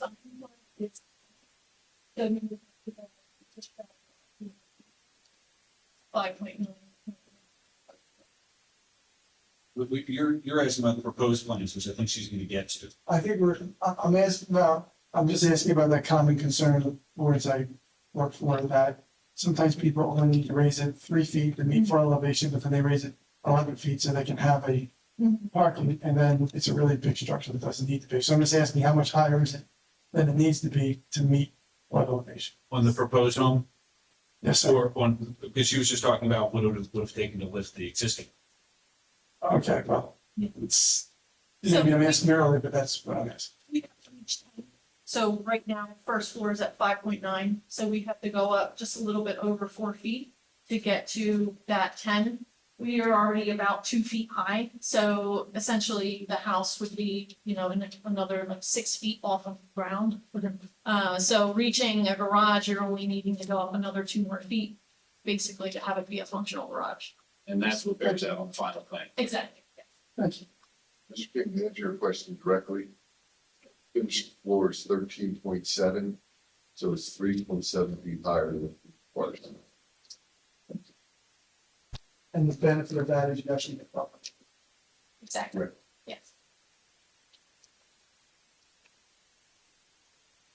I'll go back to the one sheet, which is the proposed first. The first one here is the proposed ground floor plan. We have a full length garage. We're able to fit 2 parking completely, those 2 fail. We also have an elevator for the house, since we're going enough to warrant easy access for aging population. So we have the main living dining kitchen as well on the top floor, so the elevator really makes sense in this case. Going back to the ground floor plan, we have the elevator we can parking. We have another area where the, rear deck is going to be shaded and patio space in the back, spiral stair. If we come back to the front, we have the entry landing, set of stairs, and that'll bring us up to the proposed first floor. We have a small front porch. It's only about 3'8", so it's not anything that we're trying to extend any further than what is already there. So the first floor plan consists of 3 bedrooms, 2 bathrooms, an elevator, small little sitting area, really just a TV room, and washer, dryer, mechanicals. We do have a roof deck in the back again, that follows that simple patio. Filling up the top floor, we have another bedroom, which is the existing. That's complete with an attached bathroom, side closet. We have the main living dining kitchen, as I mentioned before, that's oriented towards the back, so you get the views of the garden. And that's the new deck in the back again is open, no room for bar. And I believe in our space, we do have a power room on this level, but fairly modest in size when all said and done. And then I'll jump over to the feature sheet, which are the elevations. And you'll see each floor level, it's only 8 feet wide, and I'm probably saying ceiling heights, roof pitch is fairly modest. 28 feet, minus the way kind of going to be top of the wall height, and then the roof top height is vision by that. But when you look at the whole building from the outside, comparing it to the neighboring properties, it really does, that it fits into the street. When I first introduced this, I said that this was an application of Eaton's variance building, you can't build without it. So when we get into this size, these setbacks will guide your decisions in setting the footprint of the home. So, we were building over the same exact location of the house.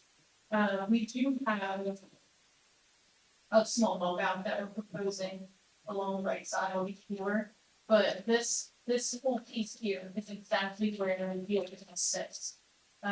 When determining how far forward and backwards with the decks, basically, we need to work within what we had before. Front yard setback, we're not encroaching any further. See with the back, we looked at the neighboring properties to the left. They all had rear decks, they all had front porches. Some front porches and stairs actually extended further than what we're proposing. So we tried to really be sensitive to that. We didn't want to ask for too much, but something that fit in with, the lines of the street. The side yard setbacks are conforming, in fact, slightly more than what's required, right? And we are requesting front rear setback relief, but if you would go back to the building elevations, and if you would just point out how the open porches play into that.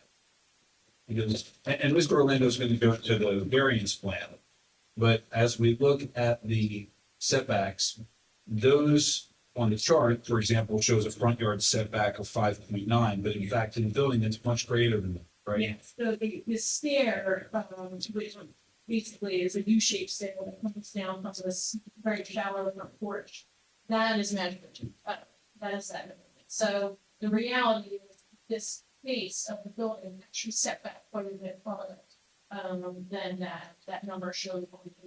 In the front, that's setback 15 feet, not the 5.9 we see in the chart, right? That's just a result of the stair.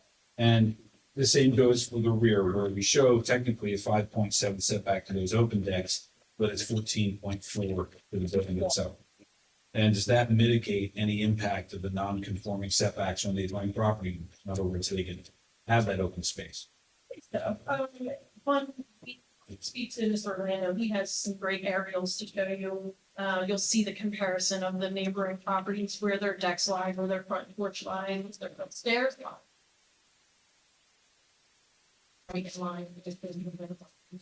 And the total overall square footage was 1,596 And square these was a feet. discrepancy, in the engineer's report, so I will update my, square footage to match those of, EDA. And at that size, your opinion in terms of whether this is excessive, you design a lot of homes, you know, at 1596 square feet, relatively modest home in your opinion? Very much. You know, it was a little bit hard to, fit everything into the footprint. We went through a number of revisions. We made the house a lot smaller, believe it or not. Just to try to get it closer to compliance. But you can see, you know, the living room, the kitchen, the dining room. We really took advantage of the space. Dining room has a built-in seat, a nook. Living room was just a small 10-foot, 17 feet wide, slice of that room. So you really try to maximize the layout and not be wasteful with the size. And they will limit the square footage and they need a number of bedrooms that will.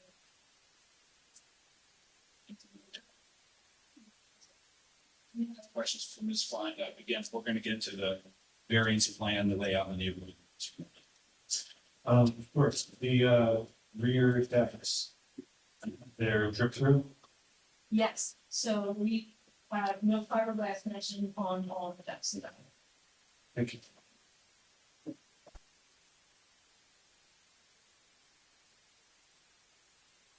That's it. We can get on to Mr. Orlando. Please.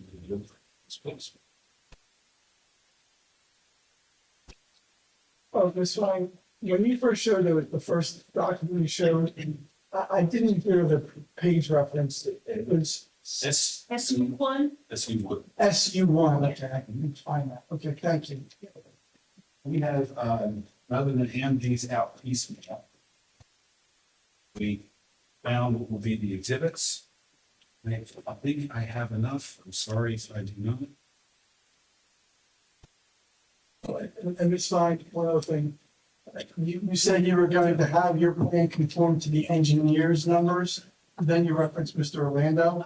So I just want to make sure that you understand that the numbers that are in Mr. Chadwell's report are the numbers that get incorporated into the resolutions. So if you think that those numbers are accurate, you need to change those at this meeting so I can change them on my copy. So if they end up properly in resolutions. So I just want to make sure you're matching this engineer and not that. Both engineers. Both engineers. So Mr. Chadwell, Engineers can never disagree. Mr. Chadwell, I agree on the square footages, but he also see myself and discussed it and is the number that is correct. Update my drawings to match. There's only 9 square foot difference. Okay, that's right, this is the chart that's gonna go in, so that's 1596, as long as you're okay with that? Good, thank you. What's this exhibit number? Is this exhibit A1? A1 is SU1 up there. And what I'd like to do, if I can, we'll call exhibit A2, photographs, pages 1 through 4. That works. Pages in front. We'll call exhibit A3 the aerial photographs, which is also attached, and exhibit A4 will be the floor area ratio analysis.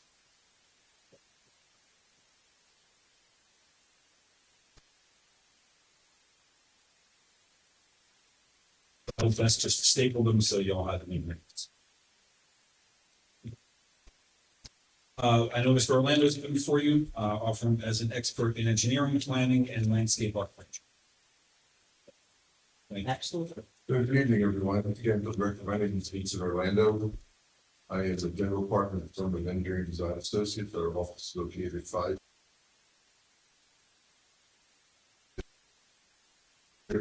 Professional planner, licensed landscape architect, and certified municipal engineer, and the whole role results in the state of New Jersey. Our office is retained by the applicant to do a number of things. A, to create a variance plan that's before you this evening.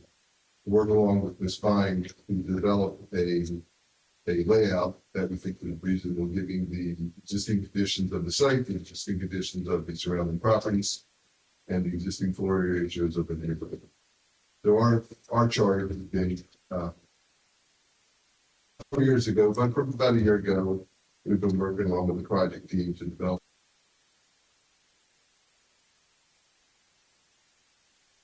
So, Mr. Kennedy handed out a couple exhibits.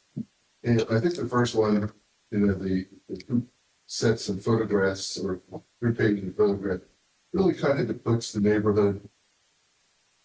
There, it shows a picture of the existing house, and what is developed along the way in this immediate area. One of the things that Mr. Kennedy's mentioned is kind of the uniqueness of this particular section of town. On the west side of First Avenue, these lots range approximately 70 to 72 feet in depth. The lines from First Avenue and the rear lines are not parallel. Line 69.5, and then down to lot 72. So it's an average of 70 feet. Most of the lots are 40. 71s that are a little bit larger. But they all share the same uniqueness as far as lot depth. And this is in the R1 zone that really was built around the expectation of the properties to be 5,500. So this whole neighborhood is really out of compliance. Exactly. So when you look at the existing conditions, you look at the lot sizes, obviously all the lots do not have the minimum lot area, lot frontage, lot width, or length.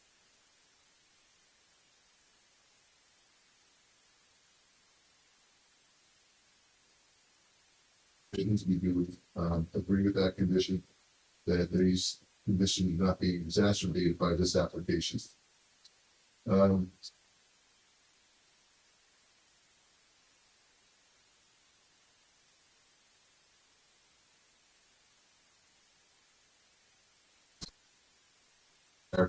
So that when we looked at the front and rear yard setbacks of this property along with all the adjacent properties, it became clear that we wanted to maintain the existing front yard setback. So to the existing structure currently is 14.9, to the steps is 6.2, and proposed is 14.9, and just a little bit less at 5.9 for the steps. I think one of the telltale pictures, if you look on sheet 3 of photographs, you'll see that many of the properties along First Avenue sit further out along the lot frontage.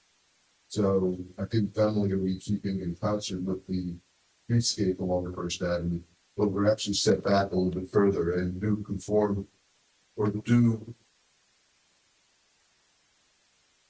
apply the existing setbacks that are currently there. And that goes for the rear yard setback. The rear yard setback that exists is 5.4, and currently we're proposing 5.7 on that. And it goes to a little bit more than 6. Only because, as I indicated, that line is on skew, but it does reduce to 5.7. It's one of the critical elements that when we looked at this and tried to make this a better property for the neighborhood, the existing setbacks for the side yard currently do not comply. Sides of 6 foot with total. And that's because in the rear there's an existing wood deck that kind of sits within that side yard setback. One of the things that this application does is it does comply with the side yard setbacks of 6 foot minimum with a 16-foot total. We do comply with that. And I think that's a critical element because while we don't have an impact on the neighborhood with the front setback and rear setback, because again, the way it's developed along the site, and of course the rear being part of the open space of the nature conservancy, we felt that maintaining the side yards really created a better light air and open space for this application, giving more distances between the homes on both the north and south side of the property. So we thought that was a critical element in the redesign of this project. Side yard setbacks. And again, I think when you look at the sheet 4, which is the aerial. Sheet 4 of the rear photographs. I'm sorry, sheet 4 is the rear. That's one. So if you look at the rear photographs again, okay, it's page 4. Yeah, photographs. You'll see that our deck is probably keeping in line with the adjacent decks, not probably in a little bit more than was currently out in the field. So with respect to our adjacent properties, both the front and rear decks are keeping in concert with the constructed out there, and I think close have a much more greater setback in the immediate area. And so as we look at that left picture on page 4, and we see that yellow house a couple of doors over. That's a solid surface, right? That home is going to be blocking the view from the open decks of the subject, which are going to be right where this deck is in the photograph, isn't it? That's correct. And in terms of looking, directly left or directly right, that fair statement? And it's a fair statement. And I think, I think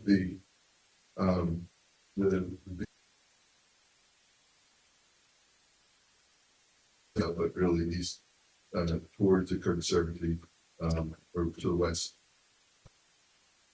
first. So I think it's indicated the picture tells 1,000 words, and that's what's currently out there. Get this sheet, which is the aerial photographs. It gives you a clear understanding of what's happening out there.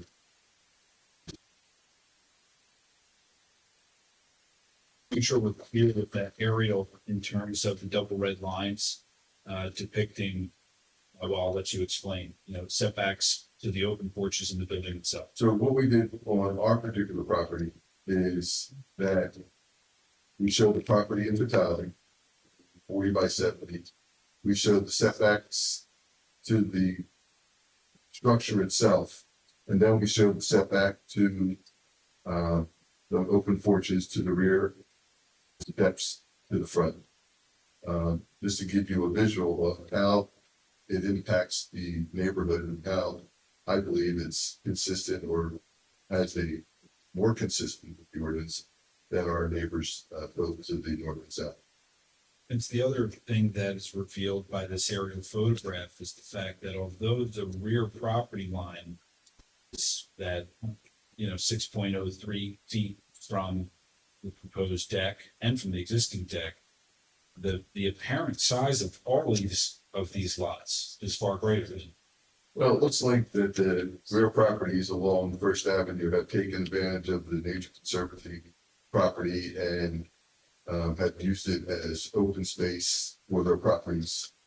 So while the property line is shown, you can see that I think some of the properties have actually structures within that.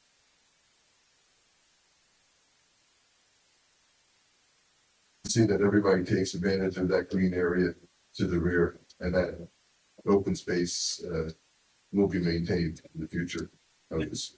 And with no lot but directly behind it that's been developed, the whole purpose of the rear yard setback, which is great separation and open space between buildings, doesn't exist in this case, does it? It doesn't, because the Nature Conservancy has that large open space that was made in perpetuity. So our final task in the application was to look at the general neighborhood and to make a determination real consistent with the section 4 ratio, which was somewhat of a daunting task. So the first thing that our office did was we contacted the tax assessor, and I work for a lot of towns, and I can say that the tax assessor's methodology of providing adequate descriptions of what exists there is fabulous. They give you the area, they give you the area of the building, the decks. It was very helpful. So based off of the tax map records, along with doing some site observations to make sure that it was built, we did two things. We ascertained the year that it was built, And we separated the property that we built prior to 2007. Property that was built after 2007. We picked 2011, because we believe that was the date that the floor-area ratio requirements came into play. And then we color-coded them on our map to show what the floor-area ratios were for each of the properties.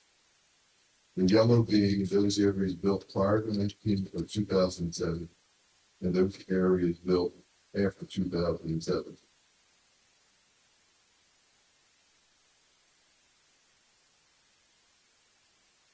But either street working from right to left, lot 10.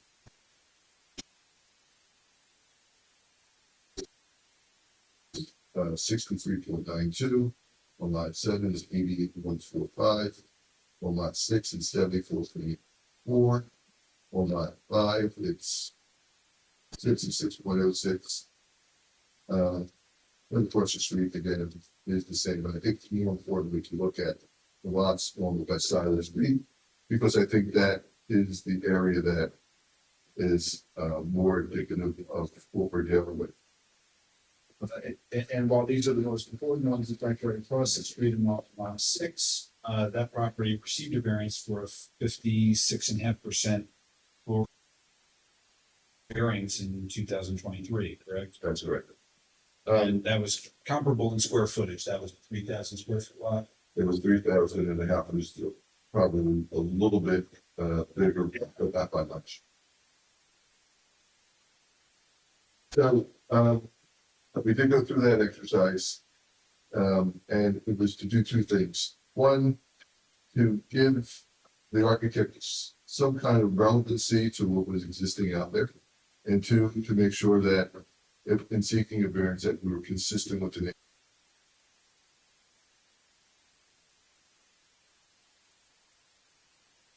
To remind the board, the requested variance in this case is 57, is a 0.57 memory error. It's 57 actually 0.2, but that's correct. And I think the numbers speak for themselves, but that's generally less than perhaps the average, or at least the predominant FAR. Yeah, so it's much less than the average of the existing FAR in our immediate area. And that's so you gotta realize that, we try to balance setbacks, meeting the side yard setbacks, trying to maintain the existing rear yard and front yard setbacks, and we can go further into those areas. So it was a balance of that along to trying to make sure that the lot was not overdeveloped. And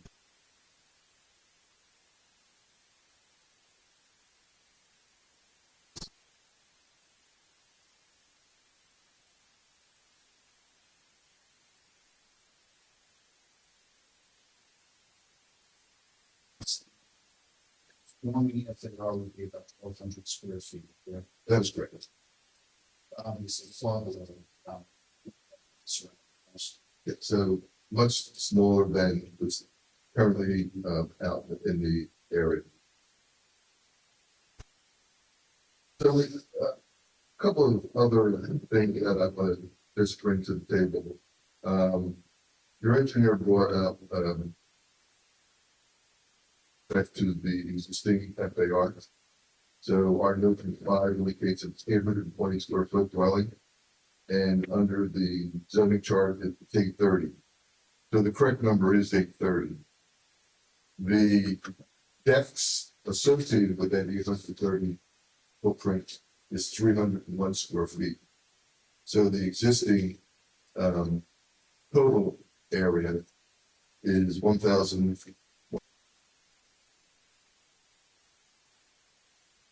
Saying FAR. Our zoning chart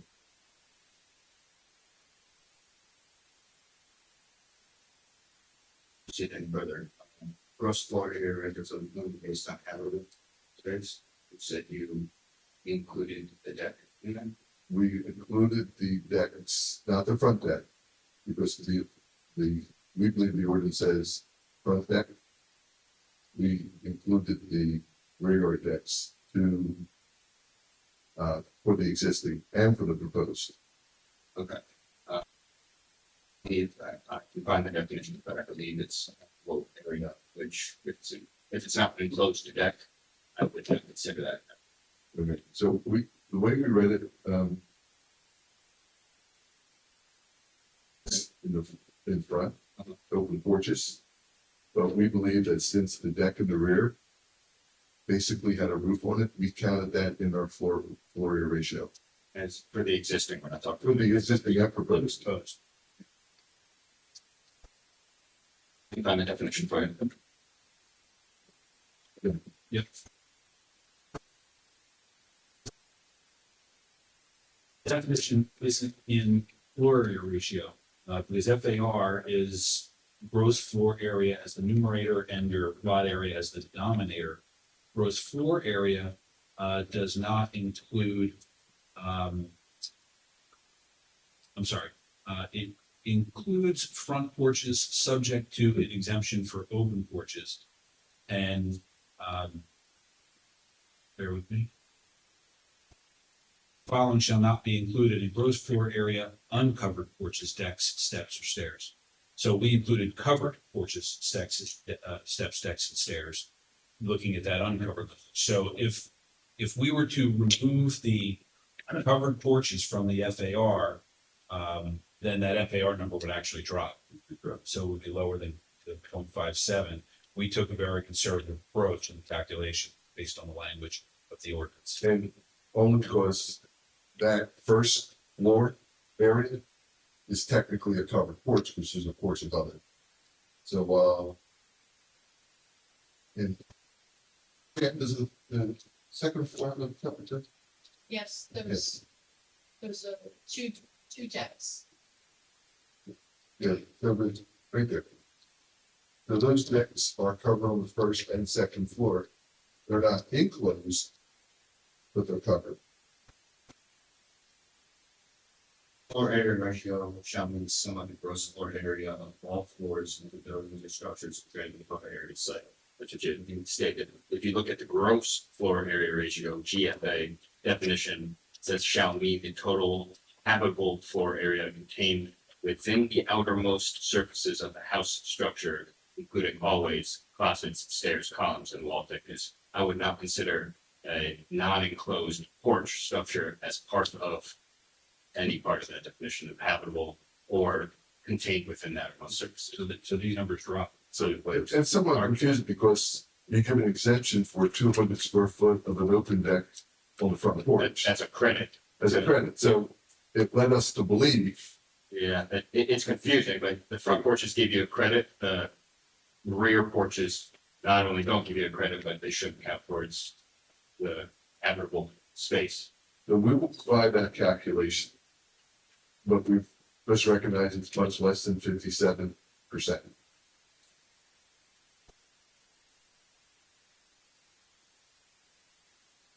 Approximate? Yeah, if we could at least get a dimension, yeah, you're right, that would be excluded.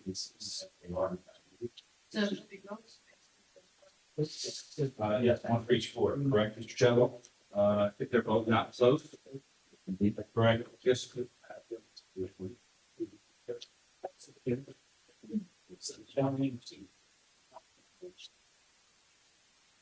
Just for the board's records, T1 shows the, I don't know if they match up with visual adding drawing, but they have the dimensions of each of the decks on each floors, first and second floor.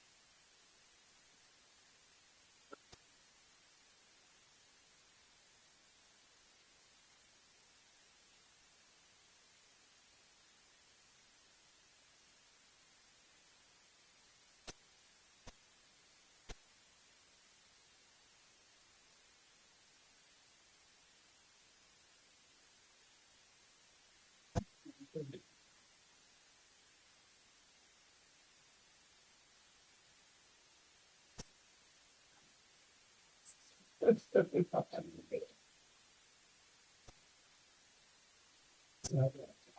it's my 30th living on this. That wasn't.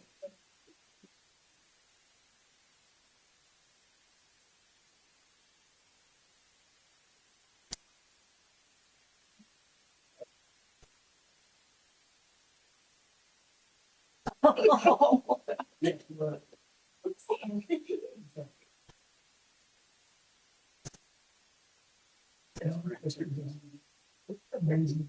Let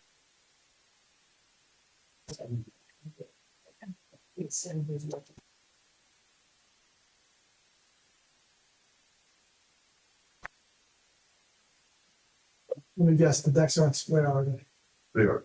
They are? Well, that's So, too far. Length times width. Cheap design square decks. for the record, just for the record, each chairman of the board, are 141 square feet each. So that would be 282 square feet. The gross floor would be 1,300. Saying no, I will give you never they are.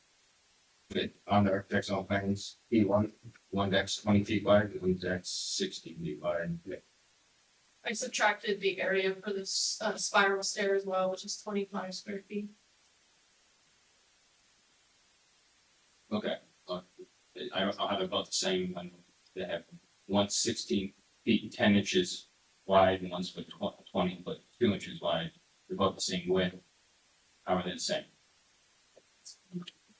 So the top on the second floor is just taken to the edge of the spiral.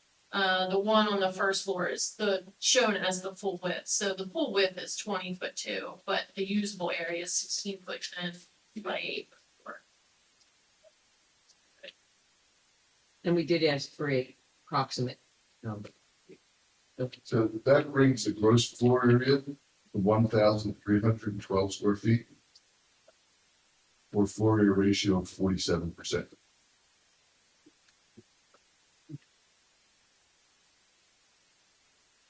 Can you give me that square footage one time? 1,300. 1,312 square feet. For floor area ratio of 47%. Can you be conservative just in case? Is there any approximate? I just use the numbers that Jan gave me, so I think, you know. But I think the key here is that if you look at pen drawings, we're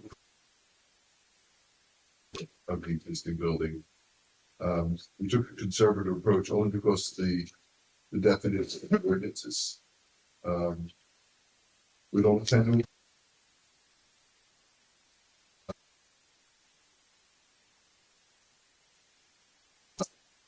The front deck is less than 200 square feet, so that is already a given. So that floor area ratio is 47%.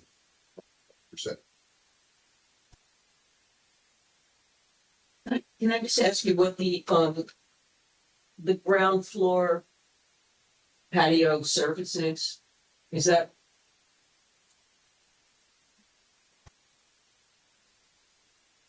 No, the ground floor underneath these two wood back decks, the ground floor patio surface. Ms. Ryan just indicated, I'm not sure if it was decided yet. I think the idea was a hardscape of some pavers, yeah. So we're using porous pavers for the driveway. Since the decks do allow water to run through, we use the same porous pavers in the rear under the decks. Thank you.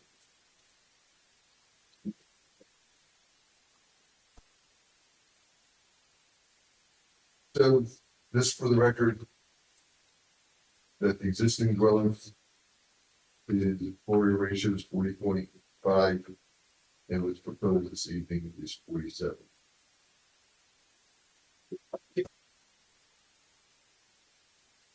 Yeah, so it will be less. Can you please share the numerator and the denominator you're using to come up with that floor area ratio?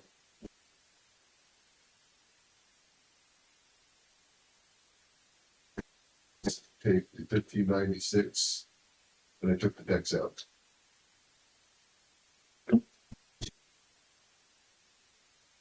is over the total lot area of 2,071. Right? I'm sorry, 2,791. And I'm gonna ask Pam to double check those numbers so that before we go findings of fact that we had them correct.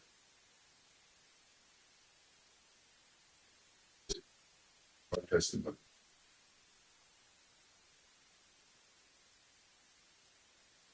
Vegetative cover. That vegetative cover is 50%, with 45% required, so we're over.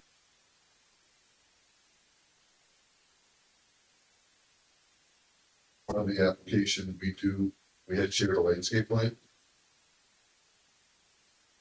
Trees, forward with this application.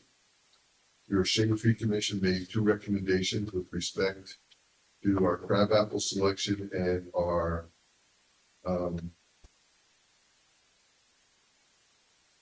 sky pencil holly, which are not indicative. They asked them about the inkberry or winterberry holly and more of a crabapple versus a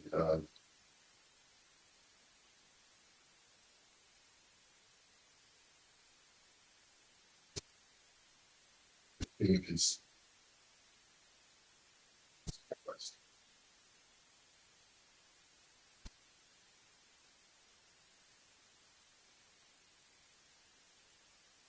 a lot of the requests of the board engineer. And lastly, the 4 parking spaces do require under the RSIS 2.5 parking spaces. 4 bedrooms. 4 bedrooms, excuse me. Ours 2.0.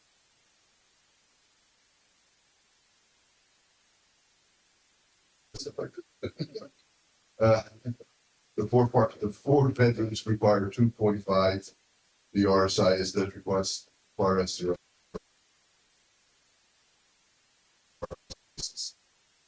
so we do comply with the RSIS. So, given that, we ask the board to consider the variance relief under the following standards. We believe that the bulk standards with respect to setback and maximum lot coverage really could be considered under the C1 criteria. And that C1 criteria is awarded where at a certain amount of flexibility, and it's typically known as a hardship variance, where by reason of exceptional narrowness, shallowness, or shape of the specific property,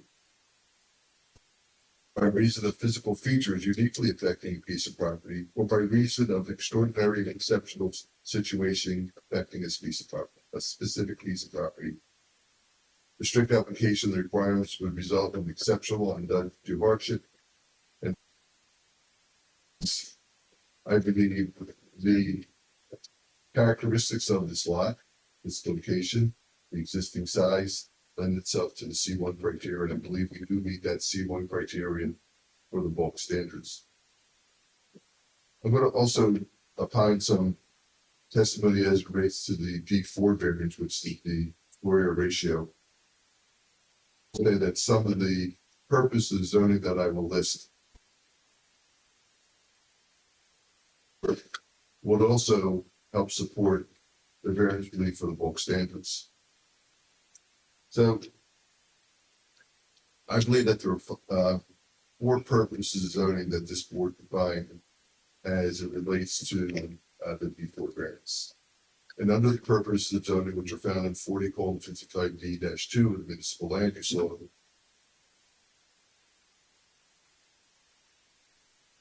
under A, to encourage municipal action to guide the development of land which promotes the general welfare of the community.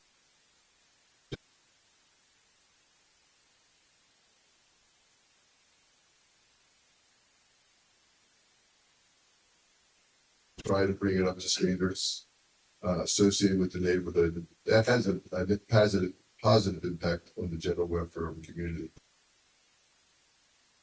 Safety from flood and other natural disasters.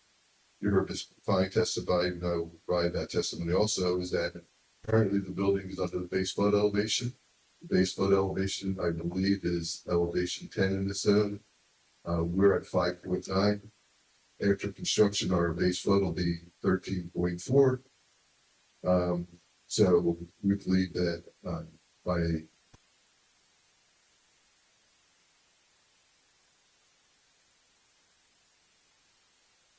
and under C, to provide adequate light, air, and open space. One of the things that I testified earlier was that one of the things that we did is that we maintained the side yard setbacks where they currently are not being maintained. So that while we recognize that the front and rear yards are still being encroached on, they're not being encroached any further than they currently exist and are well further back than our adjacent properties. I think maintaining the side yard setbacks have a positive impact on light, air, and open spaces and reflects to our properties to the north and south. And lastly, and I think is the most important definition, is for both the establishment of appropriate population densities and concentrations that will contribute to the well-being of persons, neighborhood, regions, and preservation of the environment, which is the purposes of the act. And I think that this application does that.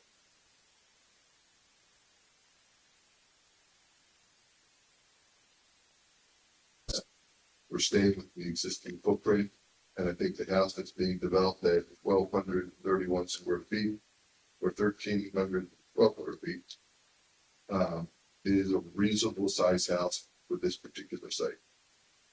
And lastly, I, which indicates provide for a enhanced visual environment through creative development techniques and good civic design arrangement.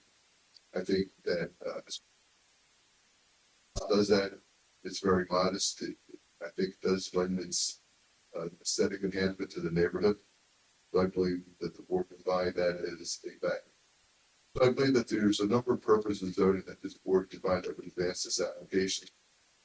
In addition to the negative criteria, we have to address this to the positive criteria. We must address the negative criteria, which is a two-pronged test. The first prong is there a substantial detriment to the zone plan and zoning ordinance, and two is a substantial detriment to the neighborhood. And the key term, in my opinion, is substantial.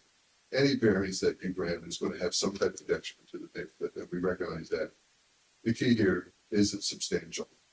I would say that, given the fact that the neighborhood has developed the way it has, no control of ours, that this house would not have a substantial detriment to the neighborhood. And with respect to the zone plan and zoning ordinance, given the fact that this is an undersized lot in an area which is a number of undersized lots, I think that the zone plan and zoning ordinance is not, there's no detriment to it, given the size of the existing lot and the modest zone that we're establishing on this property. So for all those reasons, I think the board, I think we have enough justification that the board can grant not only the C1 variance that we're requesting, but also the D4 variant or floor area ratio. What was the last thing that you said? You said something about the lot being to a comment. You said those words. If I didn't, I did now. Exactly, I did. I reiterated your things. So we're on engineer report?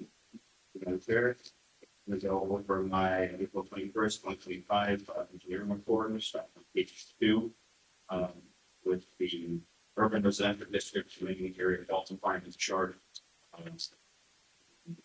Applicant is requesting a couple of variances, which both the existing nonconformities that all pertain to the lot itself, which is the lot area, lot frontage, lot width. They're all existing nonconformities and lot depth as well. Those aren't part of this application. The front yard, the first variance that they're asking for is a front yard setback. 20 feet is required. They have 14.9 feet to the building and 5.9 feet to the steps. They're also requesting a rear yard setback that is also a 20-foot setback, and they are proposing a 5.7 foot setback to the rear decks.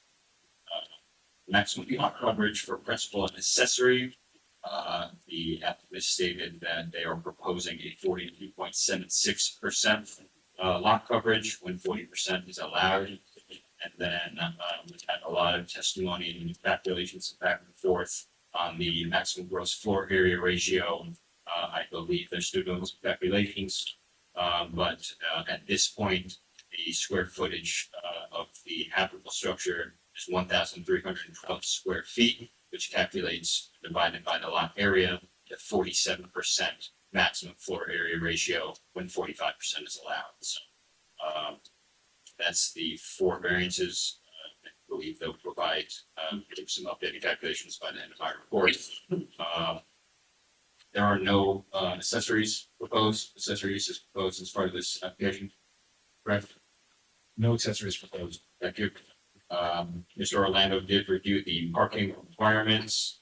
I did have a question in their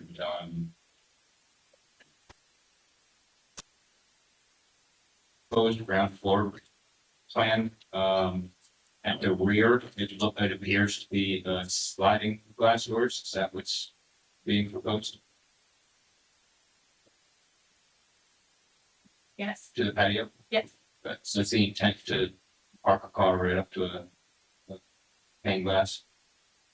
yes. Okay, just confirming that.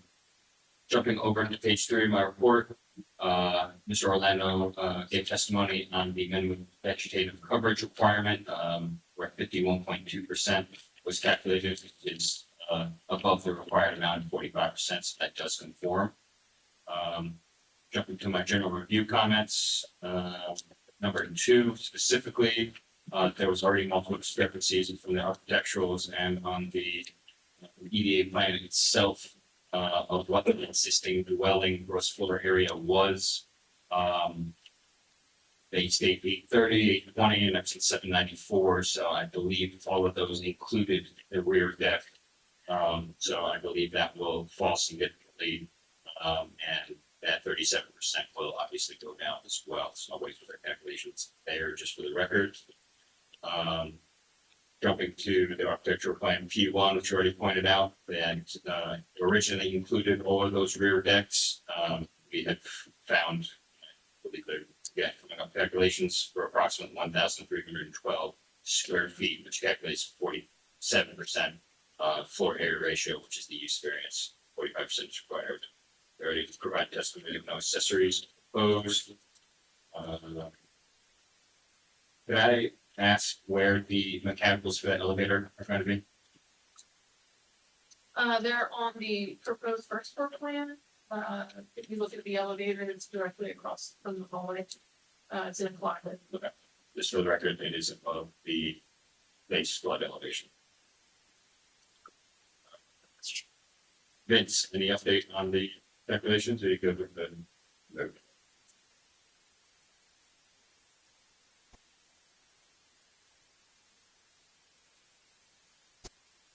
Yeah, architects and engineers never agree on anything. And I thank you that the final plans do agree. So do what you need to do and just need to match. So, Miss Fine's numbers are 15, I apologize, 1587. The decks were not included in our original calculation, so it's 87 square feet. So that is based on the P1, that 1587 is shown, just for the record. That's that at the bottom left corner, that 1587. 1587 divided by, so.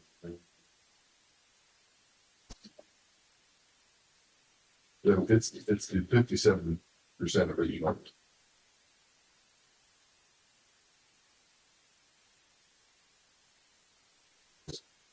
Good enough. So it's 57. I apologize for that. 57 point anything, or it's fine? It's actually 50, it's a little less than 57, so we're both 7. So just in terms of,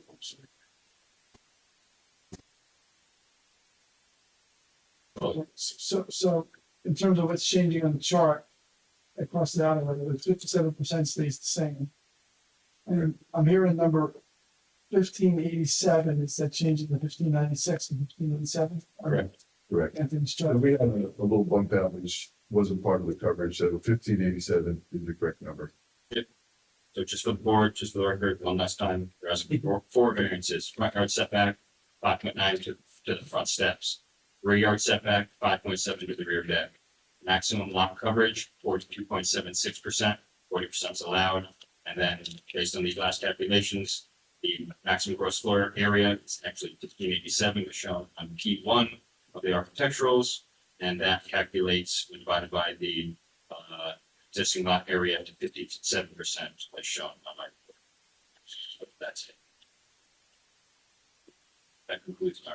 Thank you. Anyone from the board have questions before we go to the public?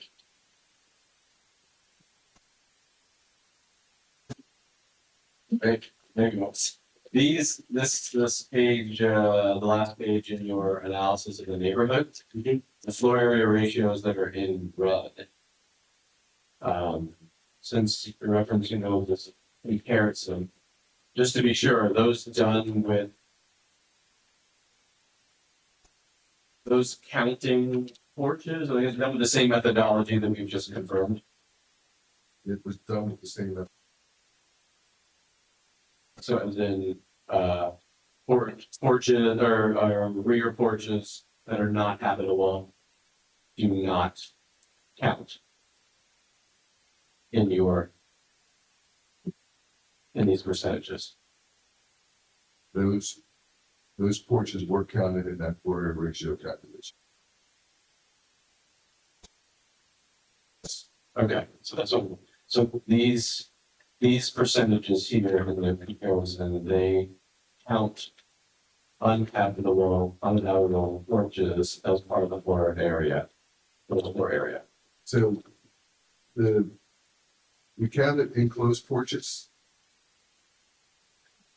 So with the roof, the way the units looked at earlier. We counted only enclosed porches, not the porches.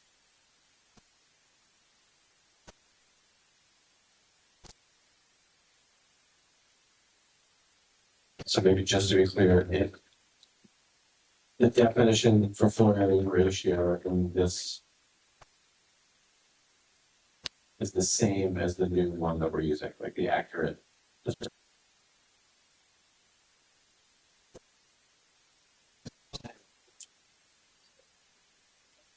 57% we concluded was without porches. Without porches. But the numbers you have on your sheet probably are with porches. So they just stated by 5 to 10%. That's fine. It's okay. I mean, Yeah, it's the numbers are really high. So the 5 or 10% off of those is still not that much, but I'm just trying to establish. We there's counted. no way to know for sure. Yeah. We counted.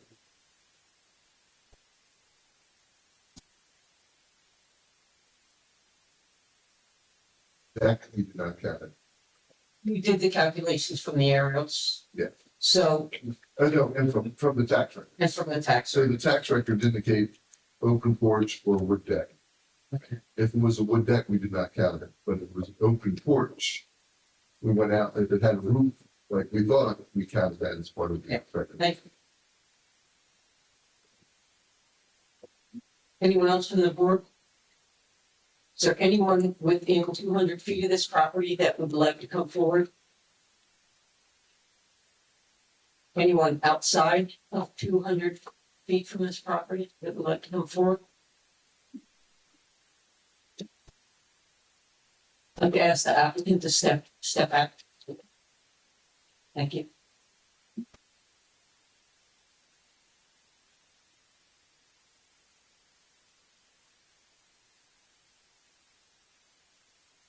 Good evening, I'm Catherine 207 Stevens Street. Do you swear or affirm to tell the truth, the truth, nothing but the truth, so help you God? I do. I first would like to commend the board. It's been a long night. You've been very patient, you've been very thoughtful in your questions that came out tonight on all the applications, but particularly this one as well. I'd also like to commend the applicant on this because it's really obvious, at least to me, that they were very thoughtful in the development of this property. And even though it's a large change to the landscape, they worked within the confines of the zoning code. And from what I briefly saw on the records and the charts, they've reduced a lot of the things that were over before. The problem isn't with, I don't think, in my humble opinion, isn't with the application in that sense. It's more with the zoning, which you've heard me say before. Before this board, that the zoning needs to be addressed, but this application, I would like to commend the applicants for the thoughtfulness and the professionals who really went the extra mile to provide information that should be helpful in making a determination on the application. Much of it is because of the confines of the lot, that it is what it is. It's shorter than it appears. It's sensitive area. The neighborhood is all built up. You can see that easily with far more, but again, my 2 cents, I think it was a very thoughtful application. Thank you. Anyone else in the audience that would like to come forward and speak on this application? Seeing none, I'd like to ask the applicant to step back up. Thank you.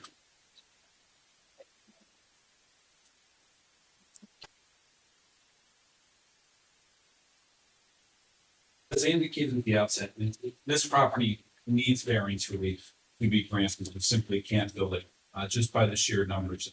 It complied with everything you have, as opposed to, left. And I could confirm what Ms. Caker said, which was really a lot of work went into this to try to make it align. And I think, largely photographs speak probably more than we can in this one, in terms of the aerials and the FAR calculations and how this is going to line up and be a little bit better than what we're doing properties.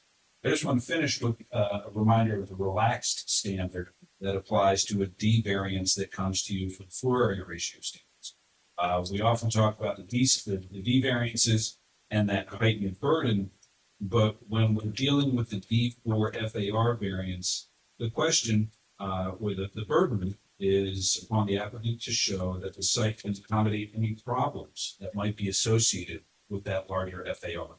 And because this is really going to be consistent with the surrounding properties, because the side setbacks are met, because we're going to have that conforming parking to go along with the bedrooms, I think clearly this is going to meet and accommodate any issues, if there even be any, with not complying with the FAR. So thank you for your time. Thank you. What was the motion? Motion I recommend made, but it's up to you as a motion to grant the variances as described on the engineer's report, page 2 and 3, with the floor ratio being as originally indicated, 7%. The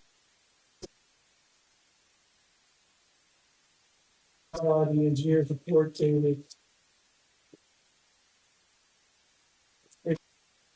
2025, and the applicant complied with the same 2 recommendations.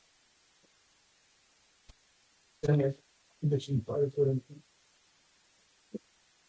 And you're applying, the application is presented as a whole, so you're gonna vote as a whole. It's gonna require a 5 out of 7. I think the project to be approved. So as you vote, if you're voting no, please carefully articulate the reasons, because there is the greater significance than it's typical. And we have the right people voting. Who's voting on this application? Can we just establish that?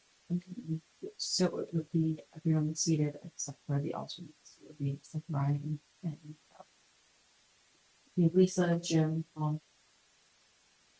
We get the alternates, okay, correct, so we can, so don't vote, it'll mess everything up, please. And this one's 7 votes. 5 out of 7, okay? So that's the motion that recommended being made. Motion to Paul. Barnes, Yes. Fusco,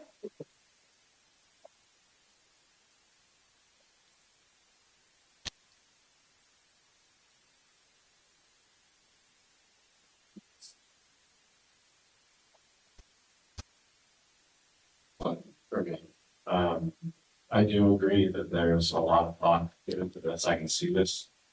I see the properties nearby, and I go by the street every single day.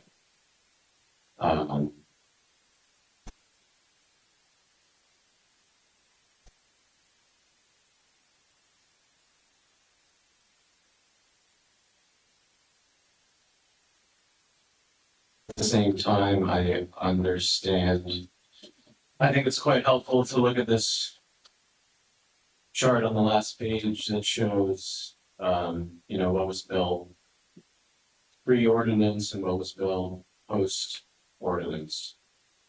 And, an ordinance was passed, with the goal of maintaining and creating sort of, an environment after that ordinance.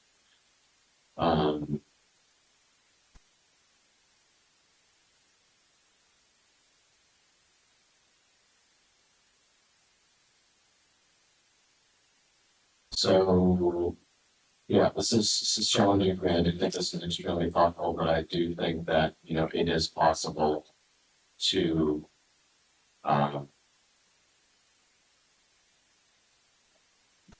to do this,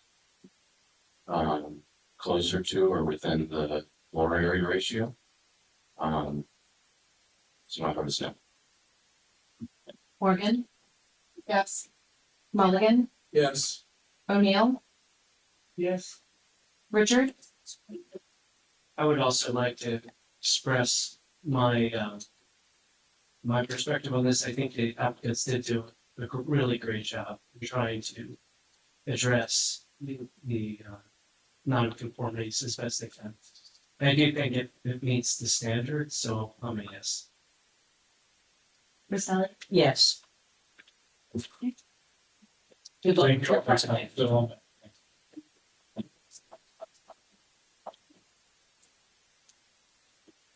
We have just a few more items. I believe we'll be, we just have, the resolution A, resolution number zero. I'm sorry, zero dash 25. If you have conversations, can you please take that outside of the room? We are on record, thank you. Once again, that's, resolution number 010-25 Milton 105 Second Avenue.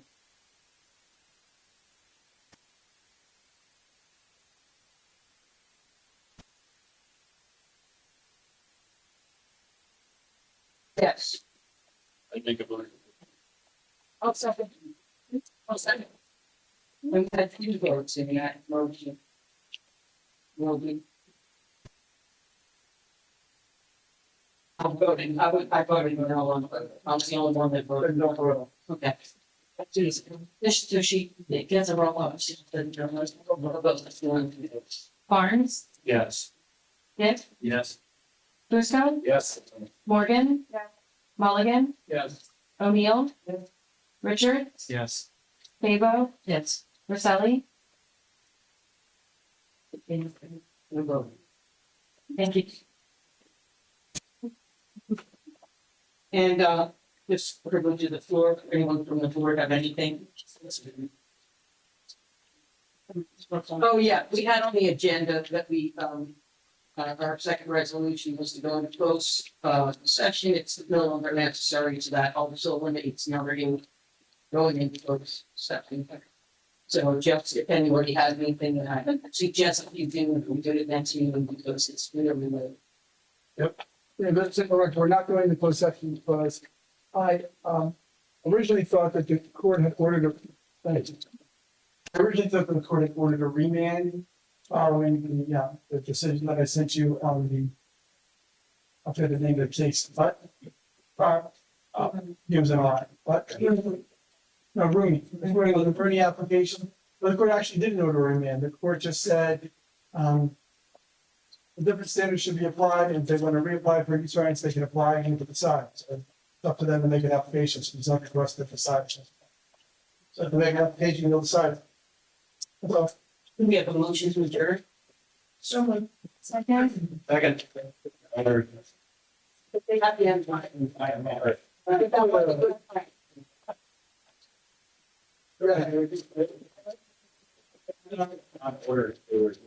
I mean, it's